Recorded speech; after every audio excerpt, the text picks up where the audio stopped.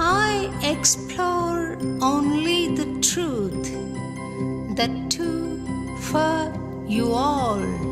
Shobha explores.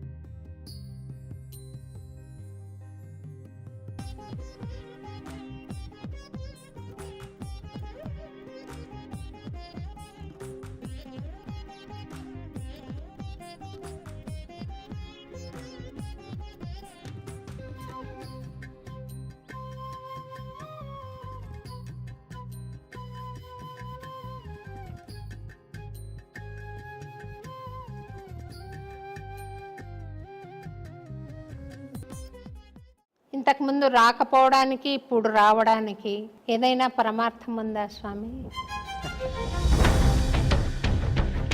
మనందరి యొక్క సుకృతంగా ఈరోజు ఇక్కడ వచ్చానన్నమాట. మీరు 12 ఏళ్ళు తపస్సు చేశారు అని విన్నాను స్వామి. ఎక్కడ చేశారు?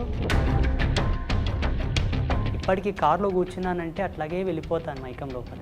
స్వామి, అంబత్రయి క్షేత్రము నెలకొల్పాలని మీకు సంకల్పం ఎలా వచ్చింది? 2010వ సంవత్సరం లోపల తీవ్రమైన వైరాగ్యం లోపల అజ్ఞాతంలో ఉన్నాను. అప్పుడు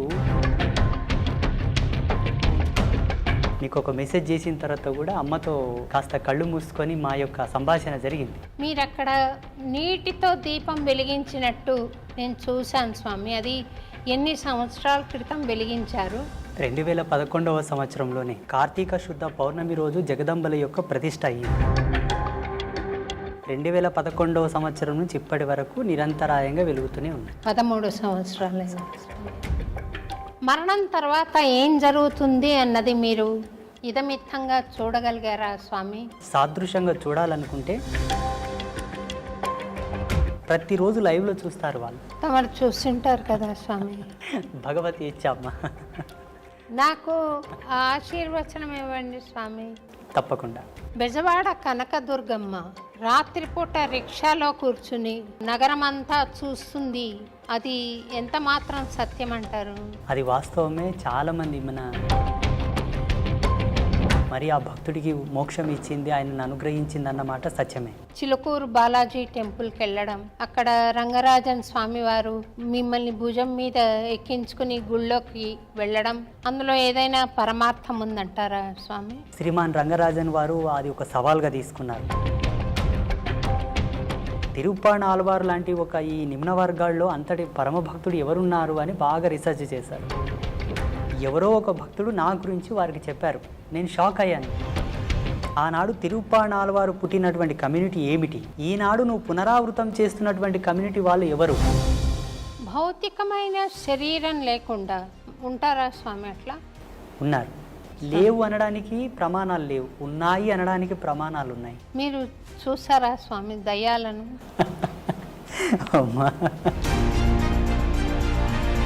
నాకు భావగోచరం ఉంది స్వామి. అంటే మీరు అర్థం చేసుకోగలుగుతారు. రెండోది, నేను స్వామిని భౌతికంగా చూడలేదు స్వామి. పరమాత్మని భౌతికంగా చూడాలన్న కోరిక ప్రపంచంలో అందరికీ ఉంది. ప్రత్యక్షంగా మనం చూడాలనుకుంటే మనలాగే. నాకు ఆ యోగం ఉందా స్వామి? పరమేశ్వరి ఇచ్చా. నేను చెబుతాను మీకు ఆ యోగం ప్రసాదించుటకు మీరు చూసుటకు గల భాగ్యం ఏంటన్నది ఇది ఆఫ్ అయిన తర్వాత చెప్తాను. నమస్తే స్వామి. నమస్తే అమ్మా. ఎన్నో రోజుల నుండి మీరు అన్నమయపురం రావాలని సంకల్పించుకున్నాం స్వామి. మిమ్మల్ని ఆహ్వానించడం కూడా జరిగింది. అదెందుకో ఈరోజు పరమ పవిత్రమైన శ్రావణ మాసంలో మీరు అమ్మవారి స్వరూపంగా దయచేశారు. చాలా సంతోషంగా ఉంది స్వామి. ఈ మీ రాకలో ఇంతకుముందు రాకపోవడానికి ఇప్పుడు రావడానికి ఏదైనా పరమార్థం ఉందా స్వామి? పరమార్థం భగవతేచ్ఛ. ఆ రోజు రావాలని మేము అన్ని ఏర్పాట్లు చేశాము. స్వామి చిన్న కారణం వలన ఆల్ ఇండియా సాధు సంత్ ప్రెస్ ఒకటి మహారాష్ట్రలో ఏర్పాటు చేశారు, ముంబైలో. స్వామి ఆ మీటింగ్కి వెళ్ళాల్సి వచ్చింది. నేను అక్కడ వెళ్ళడం వల్ల ఇక్కడ రాలేకపోయాను. భగవత్ చింత ఆ రోజు రాలేకపోవడం, ఈరోజు రావడం, ఇది శ్రావణ మాసంలోనే చాలా పవిత్రమైన రోజు ఈరోజు. అది స్వామివారి యొక్క కృప, మనందరి యొక్క సుకృతంగా ఈరోజు ఇక్కడ వచ్చానన్నమాట. స్వామి మీరు 12 ఏళ్ళు తపస్సు చేశారు అని విన్నాను స్వామి. ఎక్కడ చేశారు? మీ స్వత్సంకల్పమా లేదా ఏదైనా ఎవరైనా గురువు మిమ్మల్ని ఆదేశించారా తపస్సుకి? మొదట నా స్వయం సంకల్పమే, నా సంకల్పమే. మా గురువుగారి యొక్క సపోర్ట్ నాకు బాగా తోడైంది. వారు నాకు ఇచ్చిన శక్తిపాత దీక్ష, మంత్రోపదేశ మహిమ, ఆ మంత్రం యొక్క జపశక్తి అనేది నన్ను సంకల్పము దృఢంగా నిలబడేటట్టుగా చేసి 2011లో మా ఆశ్రమానికి వచ్చి, బిజ్వార గ్రామానికి వచ్చి, అక్కడే సుస్థిరంగానే ఇన్నేళ్ళు తపస్సు చేస్తూ ఇప్పటికి కూడా అదే అనుష్ఠానంలోనే, అదే తపస్సులోనే ఉన్నాను. ఇప్పుడు జనబాహుల్యంలోకి రావడానికి గల కారణం ఏంటంటే, కొంతమంది పెద్దలు, కొంతమంది ప్రముఖులు నన్ను చెప్పారనమాట. అయ్యా, మీరు అక్కడ అనుష్ఠానానికే పరిమితం అయితే ఎట్లాగా, తిరగండి, జనాల లోపలికి తిరగండి, జ్ఞాన ప్రచారం చేయండి, ధర్మ ప్రచారం చేయండి అని. వాళ్ళు మహాత్ములే, చాలా గొప్ప గొప్ప వాళ్ళే నన్ను ప్రేరేపించారు. జేర్ స్వామి కూడా నన్ను ప్రేరేపించారు. చిలుకూరు బాలాజీ రంగరాజన్ స్వామీజీ కూడా నన్ను ప్రేరేపించారు. వాళ్ళ యొక్క ప్రేరణాత్మకంగానే జనబాహుల్యంలోకి రావడం జరిగింది. నాకు ఇక్కడ అంటే జనబాహుల్యంలోకి రావాలి, ఇలా మాట్లాడాలని ఇష్టం లేదు. ఎప్పటికీ వైరాగ్య చింతనలోనే, అజ్ఞాతంలోనే ఉండాలన్నదే నా సంకల్పం. ఇప్పటికీ కారులో కూర్చున్నానంటే అట్లాగే వెళ్ళిపోతాను మైకం లోపలికి. లొకేషన్ వచ్చింది, డ్రైవర్ లేపితే తప్ప లేవను. ఆ వైరాగ్య చింతన ఇంకా పోలేదు నా నుంచి. సుదీర్ఘంగా మా స్వగ్రామంలోనే అనుష్ఠానంలో ఉన్నాను నేను. మీ గురువుగారి పేరు చెప్తారా స్వామి ఒకసారి? తప్పకుండా. మనకందరికి సుపరిచితమైనటువంటి పండరిపుర క్షేత్రం, సంత్ రాజారాం కైకాడి మహారాజ్. పండరిపురంలోనే ఒక ప్రసిద్ధమైనటువంటి పీఠం వాళ్ళది ఉన్నది. అవును స్వామి. చాలా గొప్ప పరంపర వాళ్ళది. వాళ్ళు అవధూతలు. మా గురువుగారు అవధూత. వారి చేతనే దీక్షాగ్రహణము, మంత్రోపదేశ సంస్కారం అంతయు వారి చేతనే అయింది నాకు. స్వామి, నేను ఈ ప్రశ్న అడగచ్చో లేదు, మీరు అవధూత స్థాయికి చేరుకున్నారు అనుకుంటున్నాను. చాలా సంతోషం. అవధూత స్థాయికి చేరుకున్నాక ఈ దేశంలో ఇంత అశాంతి, ఇంత హింస, ఇంత రాజకీయము, కుటిల నీతి నడుస్తుంది కదా స్వామి. అందుకు మీ బోటి మహానుభావులు చేస్తున్న ప్రయత్నం ఏంటో ఒకసారి సెలవిస్తారు స్వామి. ప్రపంచంలో జరుగుతున్న అనేక దుర్మార్గములకు, అనేక దుశ్చర్యలకు గల కారణం ఒకటే, మనిషి ధర్మ పరివర్తనంలో లేడు. ఎప్పుడైతే ధర్మంలో ఉంటాడో, ఆచార ధర్మాన్ని కట్టుబడి ఉంటాడో, ఈ ఆకృత్యాలు జరగవు. ఇది మనకు ధర్మసింధువులో ఋషులు ఆనాడే రాసి ఉంచారు. ఈ ధర్మాన్ని గనక జీవుడు తప్పితే ఎన్ని అఘాయిత్యాలు జరుగుతాయి సమాజంలో, ఎన్ని ఆకృత్యాలు ప్రేరేపితం అవుతాయని ఋషులు ఆనాడే ఉద్ఘాటించి మనకు రాసి ఇచ్చారు. అలా కొన్ని శాస్త్ర నిఘంటువుల యొక్క పరిశోధన చేసినప్పటికీ మాకున్న స్వీయ అనుభవంతో కూడా ఈ ఆకృత్యాలు చూడాల్సి వస్తుందే అని ప్రతిరోజు మదనపడిపోతుంటాం మేము. వీటిని అరికట్టడానికి, వీటిని నివారించడానికే సమాజంలోకి రావడం, అవగాహన సదస్సులు ఏర్పాటు చేయడం, ఈ సోషల్ మీడియా మాధ్యమంగా కూడా మాకు తోచినటువంటి జగన్మాత ఇచ్చిన జ్ఞానం చేత అందరినీ జ్ఞాన మార్గంలోకి తీసుకురావడం, ఇవన్నీ జరుగుతూ ఉన్నాయి. మా సంకల్పం ఒకటే, ధర్మం నిలబడాలి, సత్యమే సమాజంలో ప్రజ్వరిల్లాలి, ప్రతి ఒక్కరి యొక్క ఆభరణం కావాలి. కంఠాభరణం ఎలా ఉంటుందో అలా ఆభరణం కావాలి. అందరూ శాంతి కాముకులై సస్యశ్యామలంగా జీవించాలన్నది మా సంకల్పం.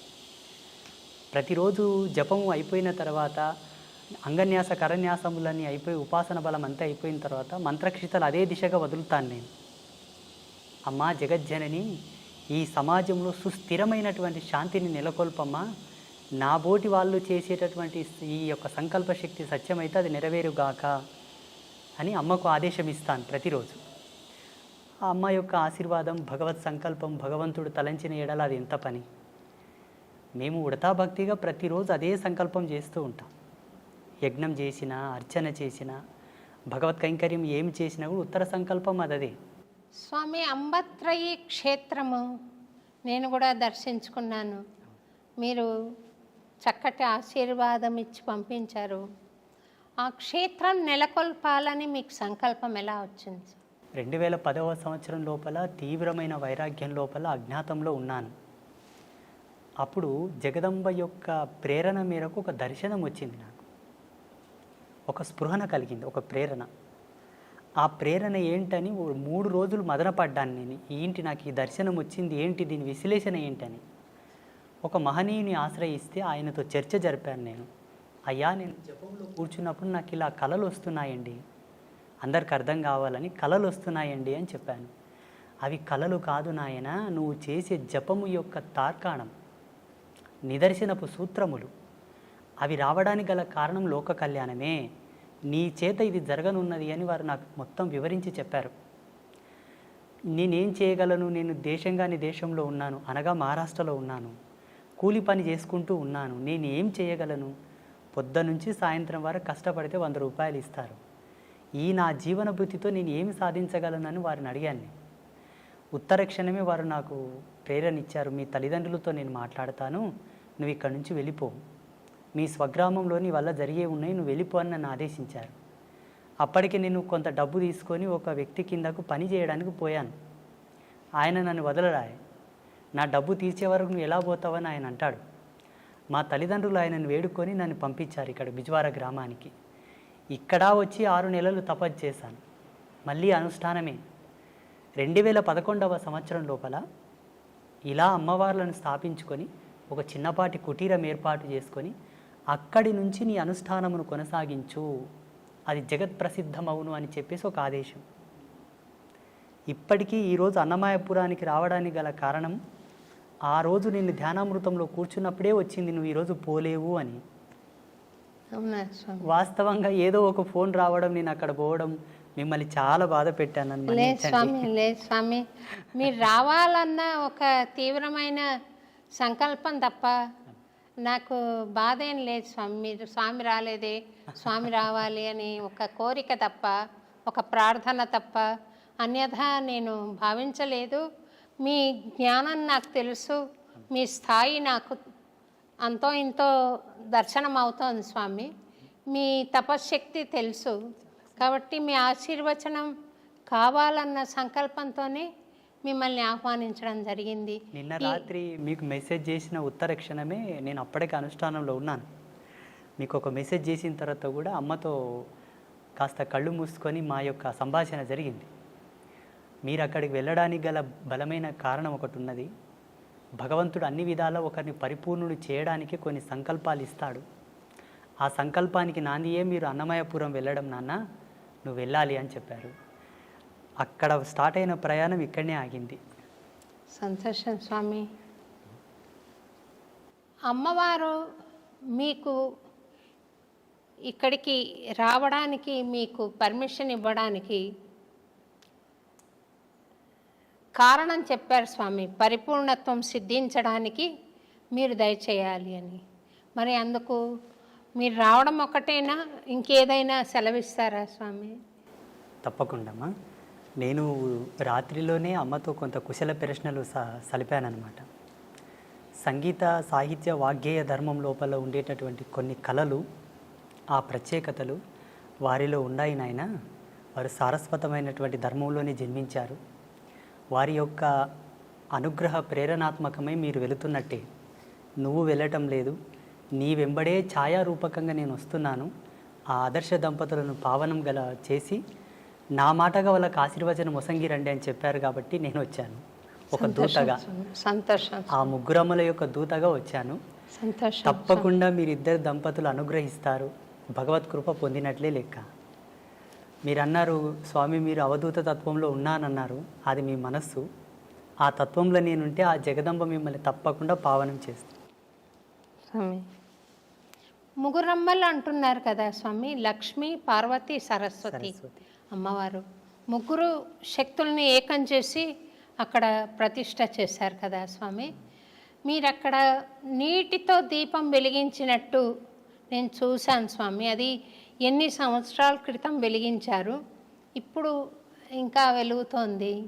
అది ఒకసారి ప్రేక్షకులకు కూడా మీరు తెలియజేస్తే బాగుంటుందేమో.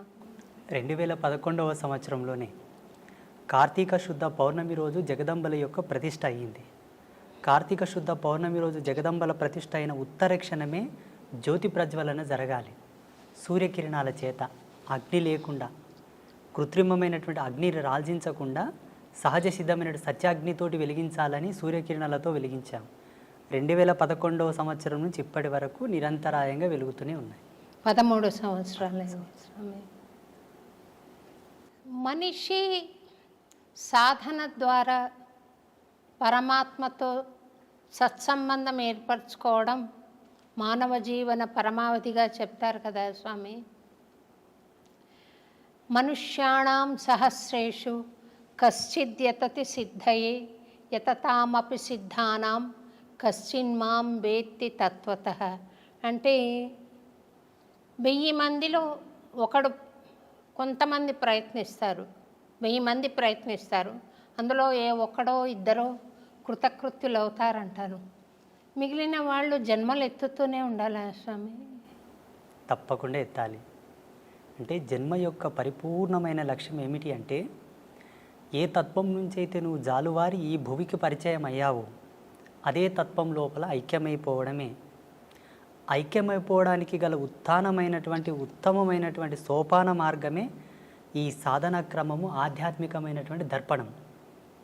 ఈ ధార్మిక చింతననే దానికి సోపానమైనటువంటి మార్గం. ఇందులో ప్రథమ భూమిక ధార్మిక నిబంధనలలో ఏముంటుందంటే అహింస, శాంతి, నిత్యం పవిత్రత, సర్వమంగళ్యవర్ధమైనటువంటి జీవన విధానం ఇందులో ఉంటుంది.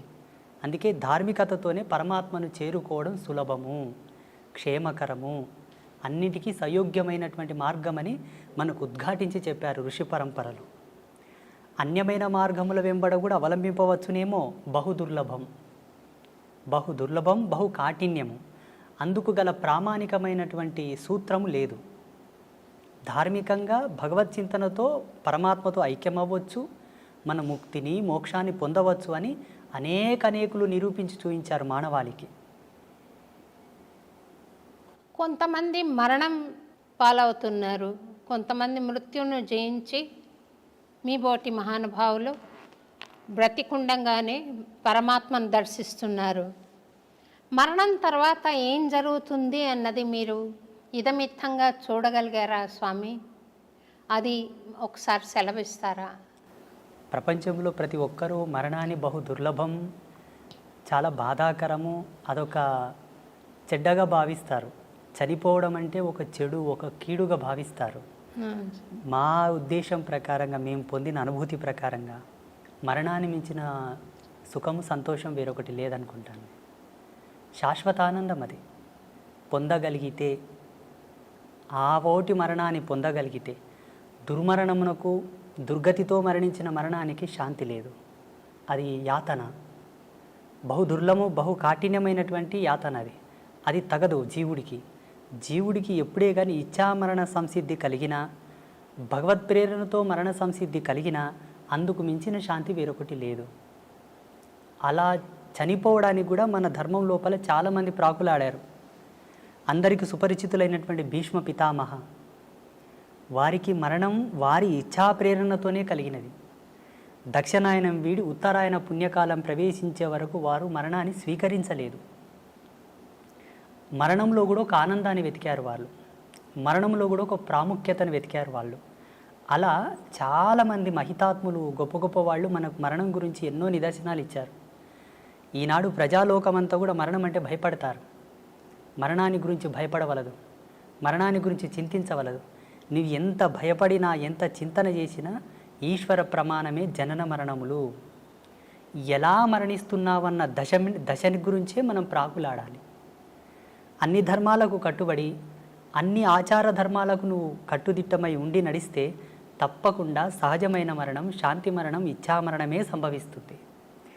జీవుడు కాళ్ళు చేతులు గట్టి ఉండగా తనదైన విద్వత్తును, విజ్ఞానాన్ని కోల్పోయి ధర్మాన్ని విస్మరించి నడిచిన నాడు అకాల మృత్యువులే సంభవిస్తాయి. మరణం శాంతంగా, హాయిగా, ఆస్వాదించడానికి అలవు కానంత అద్భుతంగా ఉంటుంది. మేము ఆస్వాదించాము దాన్ని.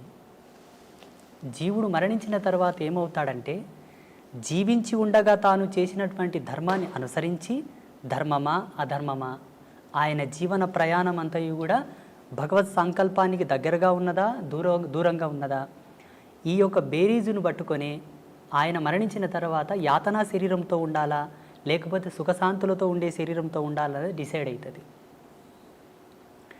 భగవంతుని నమ్ముకొని భగవంతుని యొక్క సేవ చేసుకొని భగవత్ తత్పరతతో జీవించిన వాళ్ళు ఎవరు కూడా యాతన అనుభవించలేదు.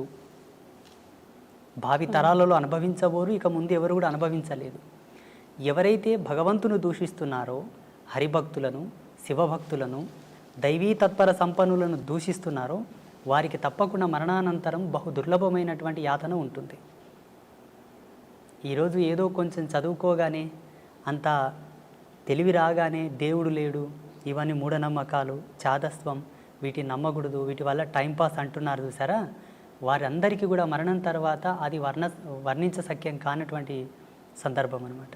మనిషి శరీరం భౌతికంగా మనం చూస్తున్నాం కదా, అందులో మళ్ళీ ఒక సూక్ష్మ శరీరం ఉంటుంది, ఒక కారణ శరీరం ఉంటుంది, ఒక మహాకారణ శరీరం ఉంటుంది అని చెప్తారు కదా. ఆ నాలుగింటిని విడివిడిగా చూడడానికి సాధ్యపడుతుందా స్వామి? అది యోగ సంధాన కర్తృత్వంతోనే సాధ్యమవుతుంది. ఆధ్యాత్మికమైనటువంటి పూజలు, వ్రతాలు, నోములు, జపతపాదులన్నీ కొన్ని ప్రామాణికమైనటువంటి సూత్రావళిపైన నడుస్తాయి. జీవుడికి కొన్ని అనుభవాలు తెచ్చిపెడతాయి. మీరు అనుకున్నటువంటి అనుభవాన్ని తార్కికంగా సాదృశ్యంగా చూడాలనుకుంటే యోగ మూలాలను అవలంబించాల్సి ఉంటుంది. ఇప్పుడు హిమాలయస్లో చాలామంది యోగులు ఉన్నారు. వాళ్ళు మీరు చెప్పినటువంటి ఈ అవస్థలు ఏవైతే ఉన్నాయో ప్రతిరోజు లైవ్లో చూస్తారు. వాళ్ళు సూక్ష్మ, భౌతిక, ఆది భౌతిక, ఆది దైవిక, ఈ నాలుగు అవస్థలను వాళ్ళు సశరీరంగా లైవ్లో ఎప్పటికప్పుడు వాళ్ళు సవరించుకొని చూస్తూ ఉంటారు. వాటికి యోగ మూలాలు అవసరం, కొంత కఠినాత్మకమైనటువంటి తపశ్చర్య కూడా అవసరం వాటి కోసం. ఆ రుచి, అనుభవం, ఆ ప్రేరణ ఉన్నవాళ్ళు చూశారు. తమరు చూస్తుంటారు కదా స్వామి. భగవతి ఇచ్చామ్మా. నాకు ఆశీర్వచనం ఇవ్వండి స్వామి. తప్పకుండా. ఒక రకమైన అనుభూతి కలుగుతోంది, కానీ ప్రామాణికంగా నేను దాని గురించి ఇతరులకు చెప్పలేను. నాకు స్వానుభవైక వేద్యంగా ఉంది. అదేంటో అర్థం కాని తనంలో నేను అనుభవిస్తున్నాను స్వామి. అంటే ఒక బస్సు వెళ్తుంటే ఏ ఊరికి వెళ్తుందో తెలియకుండా ఎక్కి కూర్చుంటే ఆ ఊరు చేరుంటారు వాళ్ళు, కానీ అదేం ఊరు, ఎట్లా వెళ్ళాలి, మధ్యలో వచ్చే దారులేంటి, ఇవేం తెలియదు స్వామి. మీరు నాకేమైనా గైడెన్స్ ఇవ్వగలిగితే ధన్యురాలనే స్వామి. తప్పకుండా. ఇప్పుడు మీరుండేటటువంటి అవస్థ ఏదైతే ఉన్నదో, ఈ వయసుతో, ఈ స్థితితో, ఇది చిట్ట చివరి యొక్క దశకం మీది ఉన్నది స్వామి. ఇప్పుడు ఉండేటటువంటి ఈ దశకంలో మీరు పొందవలసిన జ్ఞానమే, పొందవలసినటువంటి అనుభూతి. జీవుడు చివరి దశకంలో, చివరి తరుణం లోపల ఈ అనుభవాన్ని గనక పొందితే ఆయనకు ఉత్తరోత్తరమైనటువంటి ధర్మాల్లో భగవంతుడు సహాయంగా ఉంటాడు అన్నది కొన్ని శాస్త్రాల్లో చదివాం మేము. మీరు అడుగుతున్నది చాలా సమంజసమైనదే. తప్పకుండా మీకు అది ప్రబోధం నేను చేస్తాను. నేను బెజవాడ కనకదుర్గమ్మ రాత్రిపూట రిక్షాలో కూర్చుని నగరమంతా చూస్తుంది. ఆ రిక్షావాడు తీసుకెళ్ళాడు. ఒకరి అనుభవాన్ని నేను వీడియో చూశాను స్వామి. అది ఎంత మాత్రం సత్యం అంటారు?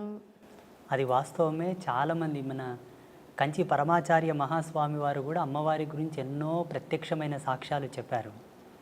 అలాగే చాలామంది జగద్గురువులు కూడా అమ్మవారి యొక్క లీలలు, అమ్మవారు ఒక భక్తుడి యొక్క కోరిక మేరకు రిక్షాలో కూర్చొని నగరమంతా తిరిగేసి మరి ఆ భక్తుడికి మోక్షం ఇచ్చింది, ఆయనను అనుగ్రహించింది అన్నమాట సత్యమే. ఈ అనుభవాన్ని చాలామంది జగద్గురువులు, గొప్ప గొప్ప పీఠాధిపతులు కూడా వర్ణించి ఉన్నారు. చాలామంది మహాత్ములు కూడా వారి సంభాషణలో వీటి ప్రస్తావన చెప్పారు. భక్తుల యొక్క ఉద్ధరణ కొరకు 10 మందికి సాక్ష్యం కావాలి కదమ్మా. ఇప్పుడు ఏదైనా ఒక ప్రత్యక్ష సాక్ష్యం ఉంటేనే నమ్మేటటువంటి జనాలు తయారైనరు. ఇప్పుడు ఈ మధ్యలో కూడా చాలామందికి స్వామీజీలు కూడా అమ్మవారితో చేసిన అనుభవాలు చెబుతూ ఉన్నారు. వారు అక్కడ వెళ్ళినప్పుడు అమ్మవారు వారికి ఇచ్చేటటువంటి దర్శనం, వారితో చెప్పేటటువంటి మాట తీరు అంతయు కూడా సామాన్య ప్రజలకు వర్ణిస్తూ ఉన్నారు, చెబుతూ ఉన్నారు. అది జరిగిన మాట వాస్తవమే, అది జరిగింది. కొన్ని సంవత్సరాల క్రితం నేను ఒక చిన్న వీడియో చూశాను స్వామి. మీరు చిలుకూరు బాలాజీ టెంపుల్కి వెళ్ళడం, అక్కడ రంగరాజన్ స్వామివారు మిమ్మల్ని భుజం మీద ఎక్కించుకుని గుళ్ళోకి వెళ్ళడం నేను చూశాను. అందులో ఏదైనా పరమార్థం ఉందంటారా స్వామి? సమాజంలో చాలామంది ఇప్పుడు అస్పృశ్యత గురించి చాలా కాంట్రవర్సీ చేస్తూ ఉన్నారు. బ్రాహ్మణులు ఈ సబ్బండ వర్ణాల వాళ్ళని, దళితులను పట్టి పీడించారు, సనాతన ధర్మానికి దూరం చేశారు, ఈ ధర్మం పట్ల వాళ్ళకి ఏ హక్కు లేకుండా వాళ్ళని వెలివేశారు అని చాలామంది కాంట్రవర్సీ చేస్తున్నారు. శ్రీమాన్ రంగరాజన్ వారు అది ఒక సవాల్గా తీసుకున్నారు. పెద్ద డిబేట్ జరిగింది వారిపైన, అంటే బ్రాహ్మణ పెద్దల పైన పెద్ద డిబేట్ జరిగింది. అట్లేం లేదండి, మా బ్రాహ్మణ సమాజంలో కూడా ఈ ఎవరైతే నిమ్న వర్గాల వాళ్ళు ఉన్నారో వాళ్ళని హక్కున చేర్చుకున్న మహనీయులు చాలామంది ఉన్నారు. 2700 సంవత్సరాల క్రితం శ్రీరంగ క్షేత్రంలో జరిగినటువంటి ఒక అద్భుతమైన ఘట్టాన్ని వారు వివరించారు. అక్కడ ఉండేటటువంటి కొంతమంది పెద్దలు ఎప్పుడో జరిగింది చెబుతావేంటయ్యా, ఇప్పుడు ఏమైనా చేసేవాళ్ళు ఉన్నారా, ఇప్పుడు ఏమైనా చేరదీసేవాళ్ళు ఉన్నారని ప్రశ్నించారు. అయ్యో ఎందుకు, నేనున్నాను కదా, నేను చేస్తానని వారు ముందుకొచ్చారు. అక్కడ 2700 సంవత్సరాల క్రితము జరిగినటువంటి అద్భుతమైన ఘట్టాన్ని పునరావిష్కృతం చేస్తూ శ్రీమాన్ రంగరాజన్ గారు జియాగూడ రంగనాథ స్వామి దేవాలయం లోపల వారు చాలా వరకు శోధించారట. ఆ రోజు లోకసారంగముని తిరుప్పాణ ఆళ్వార్ అని ఒక ఆళ్వారుని భుజాల మీద ఎత్తుకున్నాడు. తిరుప్పాణ ఆళ్వార్ లాంటి ఒక ఈ నిమ్న వర్గాల్లో అంతటి పరమభక్తుడు ఎవరున్నారు అని బాగా రీసెర్చ్ చేశారు. ఎవరో ఒక భక్తుడు నా గురించి వారికి చెప్పారు, అయా ఒక ఆయన ఉన్నాడు, ఫలానా విజవార గ్రామంలో, వయసు చిన్నదే, తన వరకు తను ఒక చిన్న కుటీరం ఏర్పాటు చేసుకొని రోజు తపస్సు పూజలు చేస్తూ ఉంటాడు, మీరేమన్నా వారిని సంప్రదించండి అంటే వారు నాకు ఫోన్ చేశారు. నేను ఇట్లా రంగరాజన్ పంతుల్ని మాట్లాడుతున్నాను, మీరు ఒకసారి హైదరాబాద్ రావాల్సి ఉంటుంది, పలానా కార్యక్రమం చేస్తున్నాము అన్నారు. నాకు దాని గురించి ఏం తెలియదు. అయ్యో తప్పకుండా వస్తానండి అన్నాను. అప్పటికి నేను ముంబైలో ఉన్నాను, మా గురువుగారి పీఠంలో ఉన్నాను. ఆ ప్రోగ్రామింగ్కి సరిగ్గా అదే రోజు సికింద్రాబాద్ రైల్వే స్టేషన్లో ట్రైన్ దిగి అటు నుండి సీదా జియాగూడ రంగనాథ స్వామి దేవాలయానికి వెళ్ళాను. అక్కడ వెళ్ళగానే చాలామంది పండితులు, విప్రోత్తములు, బ్రాహ్మణులు, మంగళ వాయిద్యాలు ఎంతోమంది కూర్చొని ఉన్నారు, కెమెరాలు ఉన్నాయి, మీడియా వాళ్ళు ఉన్నారు. నేను షాక్ అయ్యాను. అక్కడ ఆ సమయంలో వారు చేసినటువంటి ఘట్టమే మునివాహన సేవ. వాస్తవంగా వారు ఒక ఆదేశాన్ని, భగవత్ ఆదేశాన్ని, చిలుకూరి బాలాజీ స్వామి వారి యొక్క ఆదేశాన్ని స్వీకరించే ఈ ఘట్టము చేశారని నేను భావిస్తాను. మొత్తం సమాజానికి ఒక అద్భుతమైన మెసేజ్ అది. ఏంటి, మనసు పరిమళించి స్వీకరించగలిగితే ధర్మాన్ని ఎవరైనానూ స్వీకరించవచ్చు. అలా స్వీకరించలేని పక్షాన భగవంతుడు ఏం చేయదు, ధర్మం కూడా ఏం చేయదు కదా. ఆ కోణంలో అందరికి ఒక మంచి మెసేజ్ పోవాలని చెప్పి వారు ఆ కార్యక్రమం చేశారు. స్వామి, అయితే స్వామి, ఒక స్వాముల వారు ఆయన సాధన సంపత్తి ద్వారా జ్ఞాన మార్గంలో ప్రవేశించి ఆయనకు ఆత్మజ్ఞానం కలిగిన తర్వాత ఆయనకు కులతత్వం ఏముంటుంది స్వామి? ఆయన బ్రహ్మర్షితో సమానం కదా స్వామి? ఉండదు. అంటే ఇక్కడ పరమహంస పరివ్రాజక తత్వం పొందినటువంటి మహనీయులకు ఏ విధమైన భేదము, భావన, చింతన, తన మన ఏవి ఉండవు. ఆ బోటి జ్ఞానులు సమాజంలో అందరూ ఉండి ఉంటే ఇంతటి ప్రశ్న, ఇంతటి సమాధానం మనకు అవసరం ఉండేది కాదు. సమాజంలో విభిన్నమైన భావాలు, విభిన్నమైన జీవన విధానాలు, విభిన్నమైనటువంటి ఆలోచన స్థితులతో ఉండేటటువంటి సమాజం ఇప్పుడున్న సమాజం. అందరికీ సమాధానం చెప్పగలిగేటటువంటి క్రియ ఒకటి జరగాలి. అందుకు పరమాత్మనే ఎందుకు ఆహుతి కాకూడదు? ఆ పరమాత్మ యొక్క భక్తుడే ఎందుకు సమిధ కాకూడదు? ఆ సమాధానము జ్వాలల్లో కాలడానికి, ఆ సమాధానపు చర్యకు ఆహుతైనటువంటి జ్వాలగా, ఆ సమిధగానే రంగరాజన్ గారు నేనిద్దరం మారడం జరిగింది. ఇక్కడ ఉండేటటువంటి స్వామీజీకి ఆ భేదము లేదు, అక్కడ ఉండేటటువంటి స్వామికి ఏ భేదము లేదు.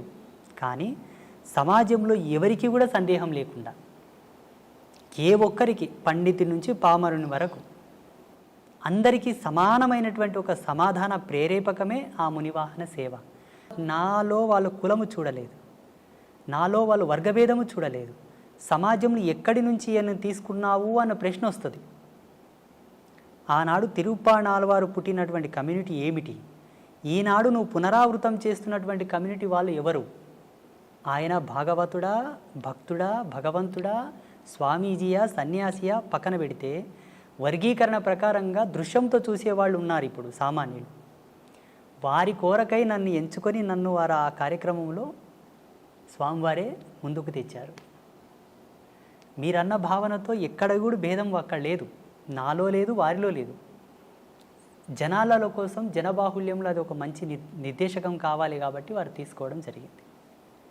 అంటే ఆదిశంకరాచార్యుల వారు మహాజ్ఞాన సంపన్నులైనా కూడా ఈ చిన్న భేదభావం వారిలో ఇంకా ఉందని సాక్షాత్తు ఆదిశంకరాచార్యుల వారే ఒక చండాలుడి వేషంలో వచ్చి అడ్డొస్తే తొలగమన్నారని. దేన్ని తొలగమంటావు? శరీరాన్ని తొలగమంటావా? ఆత్మను తొలగమంటావా? శరీరం నశ్వరం, ఆత్మ అనశ్వరం కదా, మరి దేన్ని తొలగమంటావు అని పవిత్రమైన ఆత్మన ఈ దాన్ని భరిస్తున్న శరీరాన్ని అడిగాడని చెప్తారు కదా స్వామి, అది సత్యమేనా? సత్యమే. ఇలా శంకరాచార్యుల వారి జీవితంలో ఎన్నో ఎన్నో సాక్ష్యాలు ఉన్నాయి. మనకు సినిమాల మాధ్యమంగా గ్రాంధికంగా ఈ ఒక ఉదాహరణ ప్రాచుర్యంలో ఉన్నది. ఇలా వారి అనుభవంలో చాలా ఉదాహరణలు ఉన్నాయి శంకరాచార్యుల వారి జీవితంలో. అది ఒకటే కాక అటు ముందు కూడా కొన్ని సంఘటనలు వాళ్ళు ఎదుర్కోవడం జరిగింది. ఇప్పటికీ ఎందరో మహనీయులు ఇటువంటి సన్నివేశాలు చూసి ఉన్నారు. రామానుజుల వారి జీవితంలో కూడా ఒక ఘట్టం జరిగింది. రామానుజుల వారి జీవితంలో, మధ్వాచార్యుల వారి జీవితంలో మహనీయులకందరికీ కూడా ఎక్కడో ఒక్క మూలన జ్ఞానపు అంకురము వెలిగించడానికి, పరమాత్మనే తట్టి లేపడానికి కొన్ని సంఘటనలు జరిపించాడు.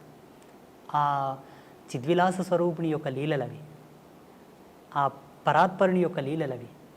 ఆయననే సామాన్యుడిలా వచ్చి, చండాలుడిలా వచ్చి, నిషిద్ధ కులములో పుట్టినటువంటి ఒక భక్తుడిలా వచ్చి భాగవతులకు, త్రిమతాచార్యులకు కొంతలో కొంత జ్ఞానోపదేశం చేశాడు. అక్కడ జరిగినటువంటి సంభాషణ మూలంగా స్వామివారు, శ్రీ వెంకటేశ్వర స్వామివారు ఆ తిరుమల కొండలపైన ఎందరితోనో ఎన్నెన్నో ఆటలు ఆడాడు, క్రీడలు ఆడారు. చాలామంది భాగవతులతో, పుణ్యాత్ములతో ఆయన క్రీడించాడు, సంభాషించాడు. అందులో సెంచులు ఉన్నారు, దళితులు ఉన్నారు, కొండల్లో జీవించే వాళ్ళు ఉన్నారు, చాలామంది ఉన్నారు. కొన్ని కథలు ప్రాచుర్యంలోకి వచ్చాయి. ఇప్పుడు వేంగమాంబ కానీ, అక్కడ ఉండేటటువంటి ఒక భక్తుడు కానీ, హాతీరాం బాబాజీ కానీ, ఇటువంటి వాళ్ళ గాథలు కొన్ని ప్రాచుర్యంలోకి వచ్చాయి. మరుగున పడిపోయిన చరిత్రలు చాలా ఉన్నాయమ్మా. స్వామి ఎందరెందరితోనో సంభాషించినటువంటి కథలు చాలా ఉన్నాయి. మాబోటి వాళ్ళు వాటిని తెలుసుకొని పసిగట్టి కొందరికి మాత్రం వాటి చెబుతూ, చూడన్న మీరు దేనికి తక్కువ కాదు, శ్రీ వెంకటేశ్వర స్వామి వారే మీ వాళ్ళతో మాట్లాడారయ్యా, మీరు స్వామివారికి పాత్రులే, మీరు స్వామివారిని చేరండి, సేవించండి, వేడుకోండి అని చెప్పేసి చాలామందిని నేను ప్రేరేపితం చేశాను. ఈ ముగురమ్మల మూలపుటమ్మ అంటారు కదా స్వామి, ఆ ముగురమ్మలు ముక్కోటి దేవతలు ఒక్కటైనారు, చక్కని పాపను ఇక్కడ ఉంచారు అన్నారు. ఈ అమ్మలంతా కలిసి అక్కడున్నారు అని ఒక భక్తుడి భావన. మీరు వెంకటేశ్వర స్వామిలో అమ్మను దర్శించుంటారు కదా స్వామి, అమ్మలో కూడా వెంకటేశ్వర స్వామి కనపడుతూ ఉండాలి కదా. ఈ అభేదత్వం ఉన్నప్పుడు మా దేవుడు గొప్ప, మీ దేవుడు గొప్ప అనుకోవడం మూర్ఖత్వం అవుతుందేమో కదా స్వామి. భగవంతుణ్ణి ఎప్పుడైతే భేదంతో చూశావో జీవుడు ఇంకా పరిపూర్ణుడు కాలేదు అని లెక్క. అది సాంప్రదాయికంగా అవనివ్వండి, పీఠ పరంపరానుగతంగా అవనివ్వండి. జీవుడు తరించుటకు పలు మార్గాలున్నాయే తప్పిస్తే ఉత్తమమైనటువంటి స్థితి చేరడానికి ఉన్నది ఒకటే, పరమాత్మ. ఆ పరమాత్మకు ఏ విధమైన రూపభేదము లేదు, లింగభేదము లేదు, వర్గభేదము లేదు, ఏ విధమైన సాంప్రదాయమైనటువంటి భేదము లేదు. జీవుడు తనకు విజ్ఞాన విద్వత్వ ఆవిష్కరణ చెంది తాను కొన్నింటిని పరిగణలోకి తీసుకున్న తర్వాత కొన్ని కట్టుదిట్టమైన ఆచారాలను ఏర్పాటు చేసుకున్నాడు. వారి యొక్క ఆశ్రమ ధర్మాలు, పీఠ పరంపరానుగతంగా వచ్చేటటువంటి సూత్రాలను పట్టుకున్నారు. భగవంతునికి అవి ఎన్నడి కూడా చెల్లవు. నేను స్వామివారిలో అమ్మని చూస్తాను, అమ్మలో స్వామివారిని చూస్తాను, స్వామివారిలో శివతత్వం చూస్తాను, శివతత్వంలో స్వామితత్వం చూస్తాను, భక్తుడిలో భగవంతుని చూస్తాను, భగవంతునిలో భక్తిని చూస్తాను, ఉపాధి యోగ ధర్మాన్ని అనుసరించి. అట్టి జ్ఞానాన్ని పొందిన వాళ్ళు ఎవరు కూడా ఎరుక దృష్టితో చూసే వాళ్ళు ఎవరు కూడా భేదం చూపరు. నేను శ్రీ వెంకటేశ్వర క్షేత్రానికి ఎప్పుడు వెళ్ళినా అక్కడ పరమాత్మను దర్శించేటప్పుడు నా అంతరాత్మలో జగదంబనే ఉంటుంది, సాదృశ్యంగా స్వామి ఉంటాడు. నేను మా పిల్లలకు, మా శిష్యులకు అందరికీ ప్రబోధం చేశాను. ఆ జగజ్జనని జగన్మాత ఆ లలితా పరమేశ్వరే నాకు గోచరించింది నాయన అని చెప్తూ ఉంటాను నేను. ఒక్క త్రుటి కాలమునందు మరి యథాతథంగా స్వామివారే గోచరిస్తారు. అది నా గురి, నా యొక్క తాపసికమైన గురి ప్రతిరూపకంగా అక్కడ అమ్మను దర్శిస్తాను నేను. సంతోషం స్వామి. స్వామి, కొంతమంది మహాభక్తులై ఉండి కూడా సాధన ఎంతో జరిగినా కూడా వారు కొన్ని దశల్లో కొన్ని విపత్తులను అనుభవిస్తూ ఉంటారు. అది వాళ్ళు ఇది వద్దనుకున్నా కూడా అది పోయే స్థితి ఉండదు. ఒక పని చేయాలనుకున్నా చేసే స్థితి ఉండదు. అదేమన్నా చేతబడా స్వామి? ఇక్కడ మనము భగవంతుడు వారిని విశేషంగా అనుగ్రహించబడ్డప్పుడు ఇటువంటి తుచ్చమైనటువంటి ప్రయోగములు వాళ్ళ మీద జరగవు. ఉదాహరణకు ఈ దేశానికి ఒక హోమ్ మినిస్టర్ ఉంటాడు. దేశానికి home minister, central home minister. ఆ సెంట్రల్ హోమ్ మినిస్టర్కి పోలీసు బందోబస్తు కొదువ ఉంటుందా? మీరు చెప్పండి, ఉంటుందా? ఉండదు. ఉండదు. భగవంతుడంటే అనిర్వచనీయమైనటువంటి శక్తి, దేని కొలతలతో కొలవలేనిది. తాంత్రిక విద్యలు, క్షుద్ర విద్యలకు కొలత ఉన్నది, లిమిట్ ఉన్నది. క్షుద్ర విద్యలు ఒకరి మీద ఆపాదం కావడానికి, ప్రయోగం కావడానికి, వారి మీద ప్రభావం చూపడానికి లిమిట్ ఉన్నది. భగవత్ చైతన్యానికి లిమిట్ లేదు, కొలత లేదు, అపరిమితం, అది అనంతం, అవ్యాజ్యము. అట్టి కృపను పొందిన మన పైన అటువంటి ప్రయోగాలు జరగవు. అయితే కొంతమంది పుణ్యాత్ములు, పుణ్యచరితులు, గొప్ప గొప్ప భక్తులు కూడా కొంత సమయం వరకు కలిమాయలో పడవలసి వచ్చి కొన్ని తప్పులు చేశారు, కొన్నింటికి ప్రలోభపడ్డారు, స్త్రీ వ్యామోహితులయ్యారు, డబ్బుకు వ్యామోహితులయ్యారు, రాజకీయంగా వాళ్ళు కలిసి కొందరి చేత అవమానాలు పడ్డారు. చాలామంది గొప్ప గొప్ప పీఠాధిపతులు అనుకోండి, స్వామీజీలు అనుకోండి. వీటికి వారి యొక్క స్వయం జన్మకర్మ సంభవము. ఎవరు? ఆ స్వామీజీ యొక్క జన్మకర్మ సంభవం. యోగ తత్పర సంపన్నులో ఏముంటుందమ్మా అంటే, ఆశ్రమ ధర్మాన్ని స్వీకరించినప్పుడే తన జన్మను తాను పరిశుద్ధి గావించుకొని ఆశ్రమ ధర్మంలో అడుగుపెట్టాలి. సోకాల్డ్ స్వామీజీలు సెల్ఫ్గా క్రియేట్ చేసుకొని వచ్చే వాళ్ళందరూ కూడా అనుభవిస్తారు, తప్పదు. వాళ్ళు పాత్రను శుద్ధి చేసుకోకుండానే పక్వానికి ఉపక్రమిస్తారు. పాత్ర శుద్ధి ఎరగక ముందే పక్వం ఆరంభిస్తారు కాబట్టి తత్ఫలితం వాళ్ళు అనుభవిస్తున్నారు. కానీ వాస్తవంగా ఆధ్యాత్మిక సూత్రావళి ప్రకారంగా ఏ ఆశ్రమ ధర్మంలో నువ్వు కాలు పెడుతున్నావో అడుగిడకన ముందే నీ జన్మ సుకృతం ఏమిటి, నీ జన్మకర్మ సంభవం ఏమిటి, ఎందుకై నీవు జన్మించితివి, అదంతా విశ్లేషణ చేసుకొని ఉత్తర జన్మలో ఉండేటటువంటి పాపములు నీవు ఎందు ఏవైనా ఉన్నా వాటిని ప్రక్షాళన చేసుకొని శుద్ధుడవైన తర్వాతే భగవంతుని ఆశ్రయించవలే. అలా చేసుకొని వాళ్ళకి అది ఆపాదమై వేధిస్తూ ఉంటాయి. ఆ కర్మ, ఆ పాపం యొక్క ప్రేరేపకమే వాళ్ళని తప్పు చేయడానికి ప్రేరేపిస్తూ ఉంటాయి. చాలామంది గొప్ప గొప్ప వాళ్ళ జీవితాల్లో ఇది నిరూపణ అయింది. ఆ ప్రభావం వాళ్ళ మీద ఉండిపోతుంది.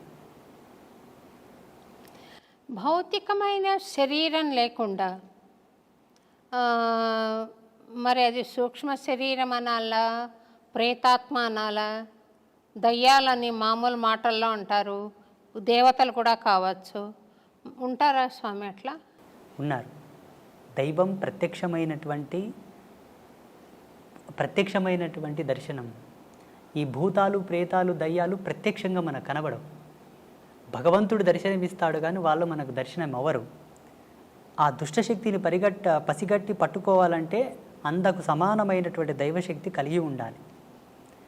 ఆ ప్రేరణాత్మకమైనటువంటి శక్తి ఉంటే మనం భూతాలను, ప్రేతాలను పట్టుకోవచ్చు, చూడవచ్చు కూడా. ఇవన్నీ కూడా ఉన్నాయి సమాజంలో. లేవు అనడానికి ఆస్కారం లేదు. ఉన్నాయి అనడానికి ప్రమాణాలు ఉన్నాయి. ఆ ప్రమాణాలు వేటిపైన ఆపాదం అవుతున్నాయో మేము నిరూపించగలం. లేవు అనడానికి ప్రమాణాలు లేవు, ఉన్నాయి అనడానికి ప్రమాణాలు ఉన్నాయి. మీరు చూసారా స్వామి దయ్యాలను? అమ్మా నారాయణ, చూశాను. అంటే ఎందుకు మీ వద్దకు రావడానికి కారణం ఏంటి స్వామి? వాళ్ళకు కొన్ని వాళ్ళకు ఉండేటటువంటి స్వయం కోరికలు కొన్ని ఉంటాయి, స్వయం ప్రేరణలు కొన్ని ఉంటాయి. ఎంతకు విమోచనం కలగక వచ్చి ప్రాధేయపడ్డటువంటి సందర్భాలు చాలా ఉన్నాయి మాట. కొన్ని ఆత్మలు, మీరు పుణ్యాత్ములు అంటారు, పుణ్య తపస్వీకులు అంటారు, మీ యోగ మహిమతో మాకు విమోచనం కలిగించండి, మాకు శాంతిని ప్రసాదించండి, మా వారసులు మీ దర్శనార్థంపై వస్తున్నారు, వారికి మీరు చెప్పి మాకు సద్గతి కలిగేటట్టుగా చేయండి, ఎన్నాళ్ళంటూ మేము ఈ యాతన శరీరంతో ఉండగలము అని చెప్పి మాకు గోచరించిన వాళ్ళు ఉన్నారు, గోచరిస్తున్నారు కూడా ఇప్పటికీ. మీకు అంటే కాంతి రూపంలో కనపడతారా, లేకుంటే భౌతిక శరీరం కూడా కనపడుతుందా స్వామి వాళ్ళది? పంచభూతాల్లో ఆత్మగా మారిన వారికి ఒకే భూత ప్రభావం ఉంటుంది, వాయు ప్రేరేపకం మాత్రమే ఉంటుంది. వాయు ప్రేరేపకంగానే ఉంటారు. సశరీరంగా సజీవంగా లైవ్లో ఉండడానికి పంచభూతముల యొక్క సమ్మిశ్రితంగా మనం ప్రత్యక్ష వీక్షణం చేస్తాం అందరం. ఆత్మని చూడాలంటే 4 భూతములు విడిపోతాయి. అగ్నితత్వం, భువితత్వం, జలతత్వం, ఆకాశతత్వం విడిపోతాయి. వాయుతత్వం మాత్రమే ఆత్మగా నిలబడిపోతుంది.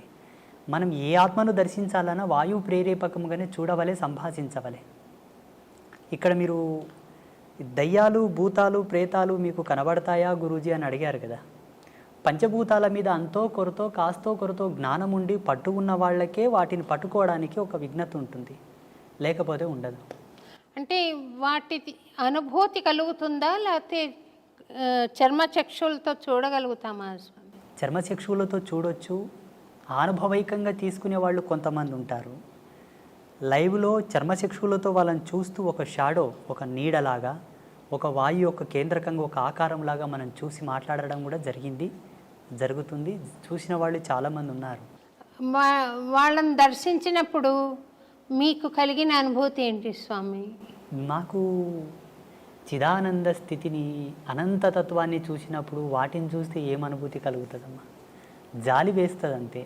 జాలి ఎందుకు స్వామి అంటే వాళ్ళు చెప్పేటటువంటి మాటలు, వాళ్ళు పడుతున్నటువంటి బాధ, ఇంత ఆస్తి గడిచి ఇచ్చాను, నాకు తగిన శాంతి చేయట్లేదు నా వాళ్ళు అని అంటారు.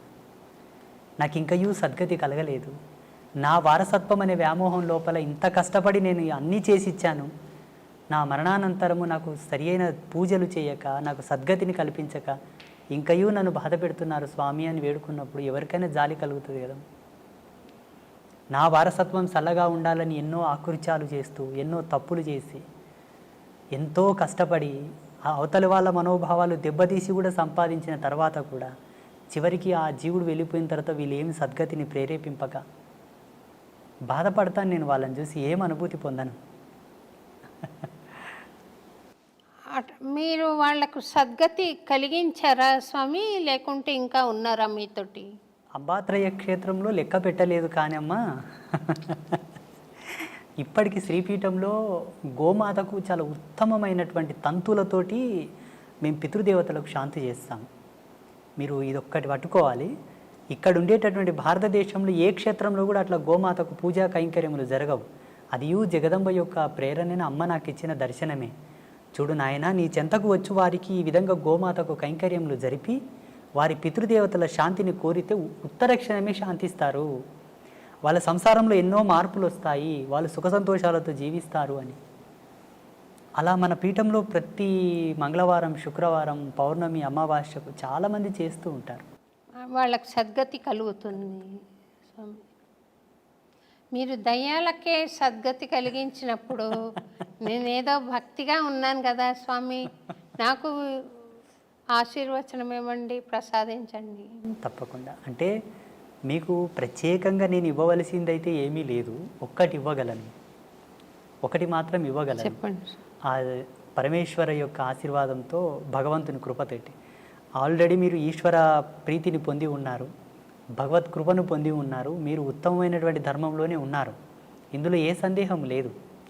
అంటే ఇంతకుముందే మనం కాఫీ తాగాము చిన్నగా. కాఫీ తాగిన తర్వాత కూడా దాని రుచిని కోరుతున్నట్టు ఉన్నది మీరు. మీరు కోరకనే కోరి ఉన్నారు. కోరినను దాన్ని కోరనట్లుగానే భావించి మీరు కోరినటువంటి దాన్ని ప్రసాదించడానికి నేను అనుగ్రహిస్తాను. ఈ కెమెరా ముందు వద్దు, అందరు పట్టుకుంటారు మళ్ళీ దాన్ని. అమ్మా స్వామి, అన్నమాచార్యుల వారు 32,000 కీర్తనలు స్వామి మీద రాసిన మహానుభావుడు స్వామి. ఆయనకు 16వ ఏట స్వామి దర్శనమైంది. అప్పుడు స్వామి ఆయనను, నీ తల్లితో పాటు నీ స్వగ్రామానికి వెళ్ళిపో, తాళ్లపాకకి, నువ్వు పెళ్లి చేసుకో అని ఆదేశం ఇచ్చాడని, రోజుకొక సంకీర్తన తక్కువ కాకుండా నా మీద పాడు నువ్వు అని చెప్పాడని చరిత్ర చెబుతుంది స్వామి. ఆ దర్శనం భౌతికంగా అన్నమాచార్యుల వారు చూసారా, లేక జ్ఞాన జ్యోతి స్వరూపమా? ఎటువంటిది స్వామి? నేను సీరియల్ ఒకటి 6 ఎపిసోడ్లు తీశాను స్వామి. సాక్షాత్తు వెంకటేశ్వర స్వామి వచ్చినట్టుగానే చూపించాలి ఇంకా ప్రేక్షకులకి. కానీ ఎటువంటి స్వరూపం అది? ఇట్లా నడుచుకుని వచ్చి ఇలాగే నిలబడ్డా, లేకుంటే కాంతి నిలబడిందా? ఈయన చూసి ఆనంద పరవశం అయ్యాడు కదా, ఏమిటి ఆ తత్వం అని అనుకుంటున్నాను స్వామి. భగవత్ అంశతో పుట్టిన వాళ్ళు, కారణజన్ములు ప్రత్యక్షంగా మనం ఎలా ఉన్నామో అలాగనే భగవంతుడు దర్శిస్తారు. అది కారణజన్ములకు మాత్రమే సాధ్యం, మిగతా ఎవరికి సాధ్యం కాదు. మిగతా వాళ్ళని మనం చూసుకున్నట్లయితే పరిగణలోకి మీరు అన్నట్టుగానే జ్ఞానరూపకంగా వాళ్ళని చూడవచ్చు, భావరూపకంగా తన్మయత్వం చెంది చూడవచ్చు. ఒక ప్రకాశముగా, ఒక జ్యోతి వలె, ఒక కాంతి వలె కూడా చూసి ఆయననే పరమాత్మని వాళ్ళు అభిప్రాయపడవచ్చు. మీరన్నటువంటి అన్నమాచార్యులు ఎవరైతే ఉన్నారో, త్యాగరాజస్వామి, అన్నమాచార్యులు, కాళిదాసు లాంటి వాళ్ళందరూ భగవంతుని చక్షువులతో చూశారు, మాంసనేత్రంలో ముద్దతోనే చూశారు. ఇందులో సందేహం పడడానికి ఏం లేదు, మనకు అనుమానం పడడానికి కూడా ఏమీ లేదు. ఒకవేళ మన అనుభవానికి అది రాకపోవడం వల్ల అనుమానిస్తున్నామేమో. నాకు భావగోచరం ఉంది స్వామి, అంటే మీరు అర్థం చేసుకోగలుగుతారు. రెండోది, భగవాన్ మానుష రూపేణ అని ఎవరైనా వచ్చి ఇంతవరకు ఎప్పుడు మాట్లాడని మాట మాట్లాడడం, చేయని చేష్ట చేయడం నేను చూశాను, అనుభవించాను. ఇది మనిషి చేస్తున్నది కాదు, భగవంతుడు చేస్తున్నది అన్న సంకల్పం ఉంది. అయితే నేను ఆ మహాభక్తులందరూ చూసినట్టుగా స్వామి ఫ్లెష్ అండ్ బ్లడ్లో వచ్చి నిలబడిన దర్శనం నాకు అవ్వలేదు స్వామి. పాట పాడుకుంటున్నప్పుడు ఒక లౌకిక ఆనందం, ఒక లౌకిక అనుభూతి కలుగుతుంది. ఇంత శరీరం ఉండి కూడా ఈ స్పృహ ఉండదు. అంతవరకు నాకుంది, కానీ నేను స్వామిని భౌతికంగా చూడలేదు స్వామి. పరమాత్మని భౌతికంగా చూడాలన్న కోరిక ప్రపంచంలో అందరికీ ఉంది, జిజ్ఞాసులకు అందరికీ ఉన్నది ఈ కోరిక.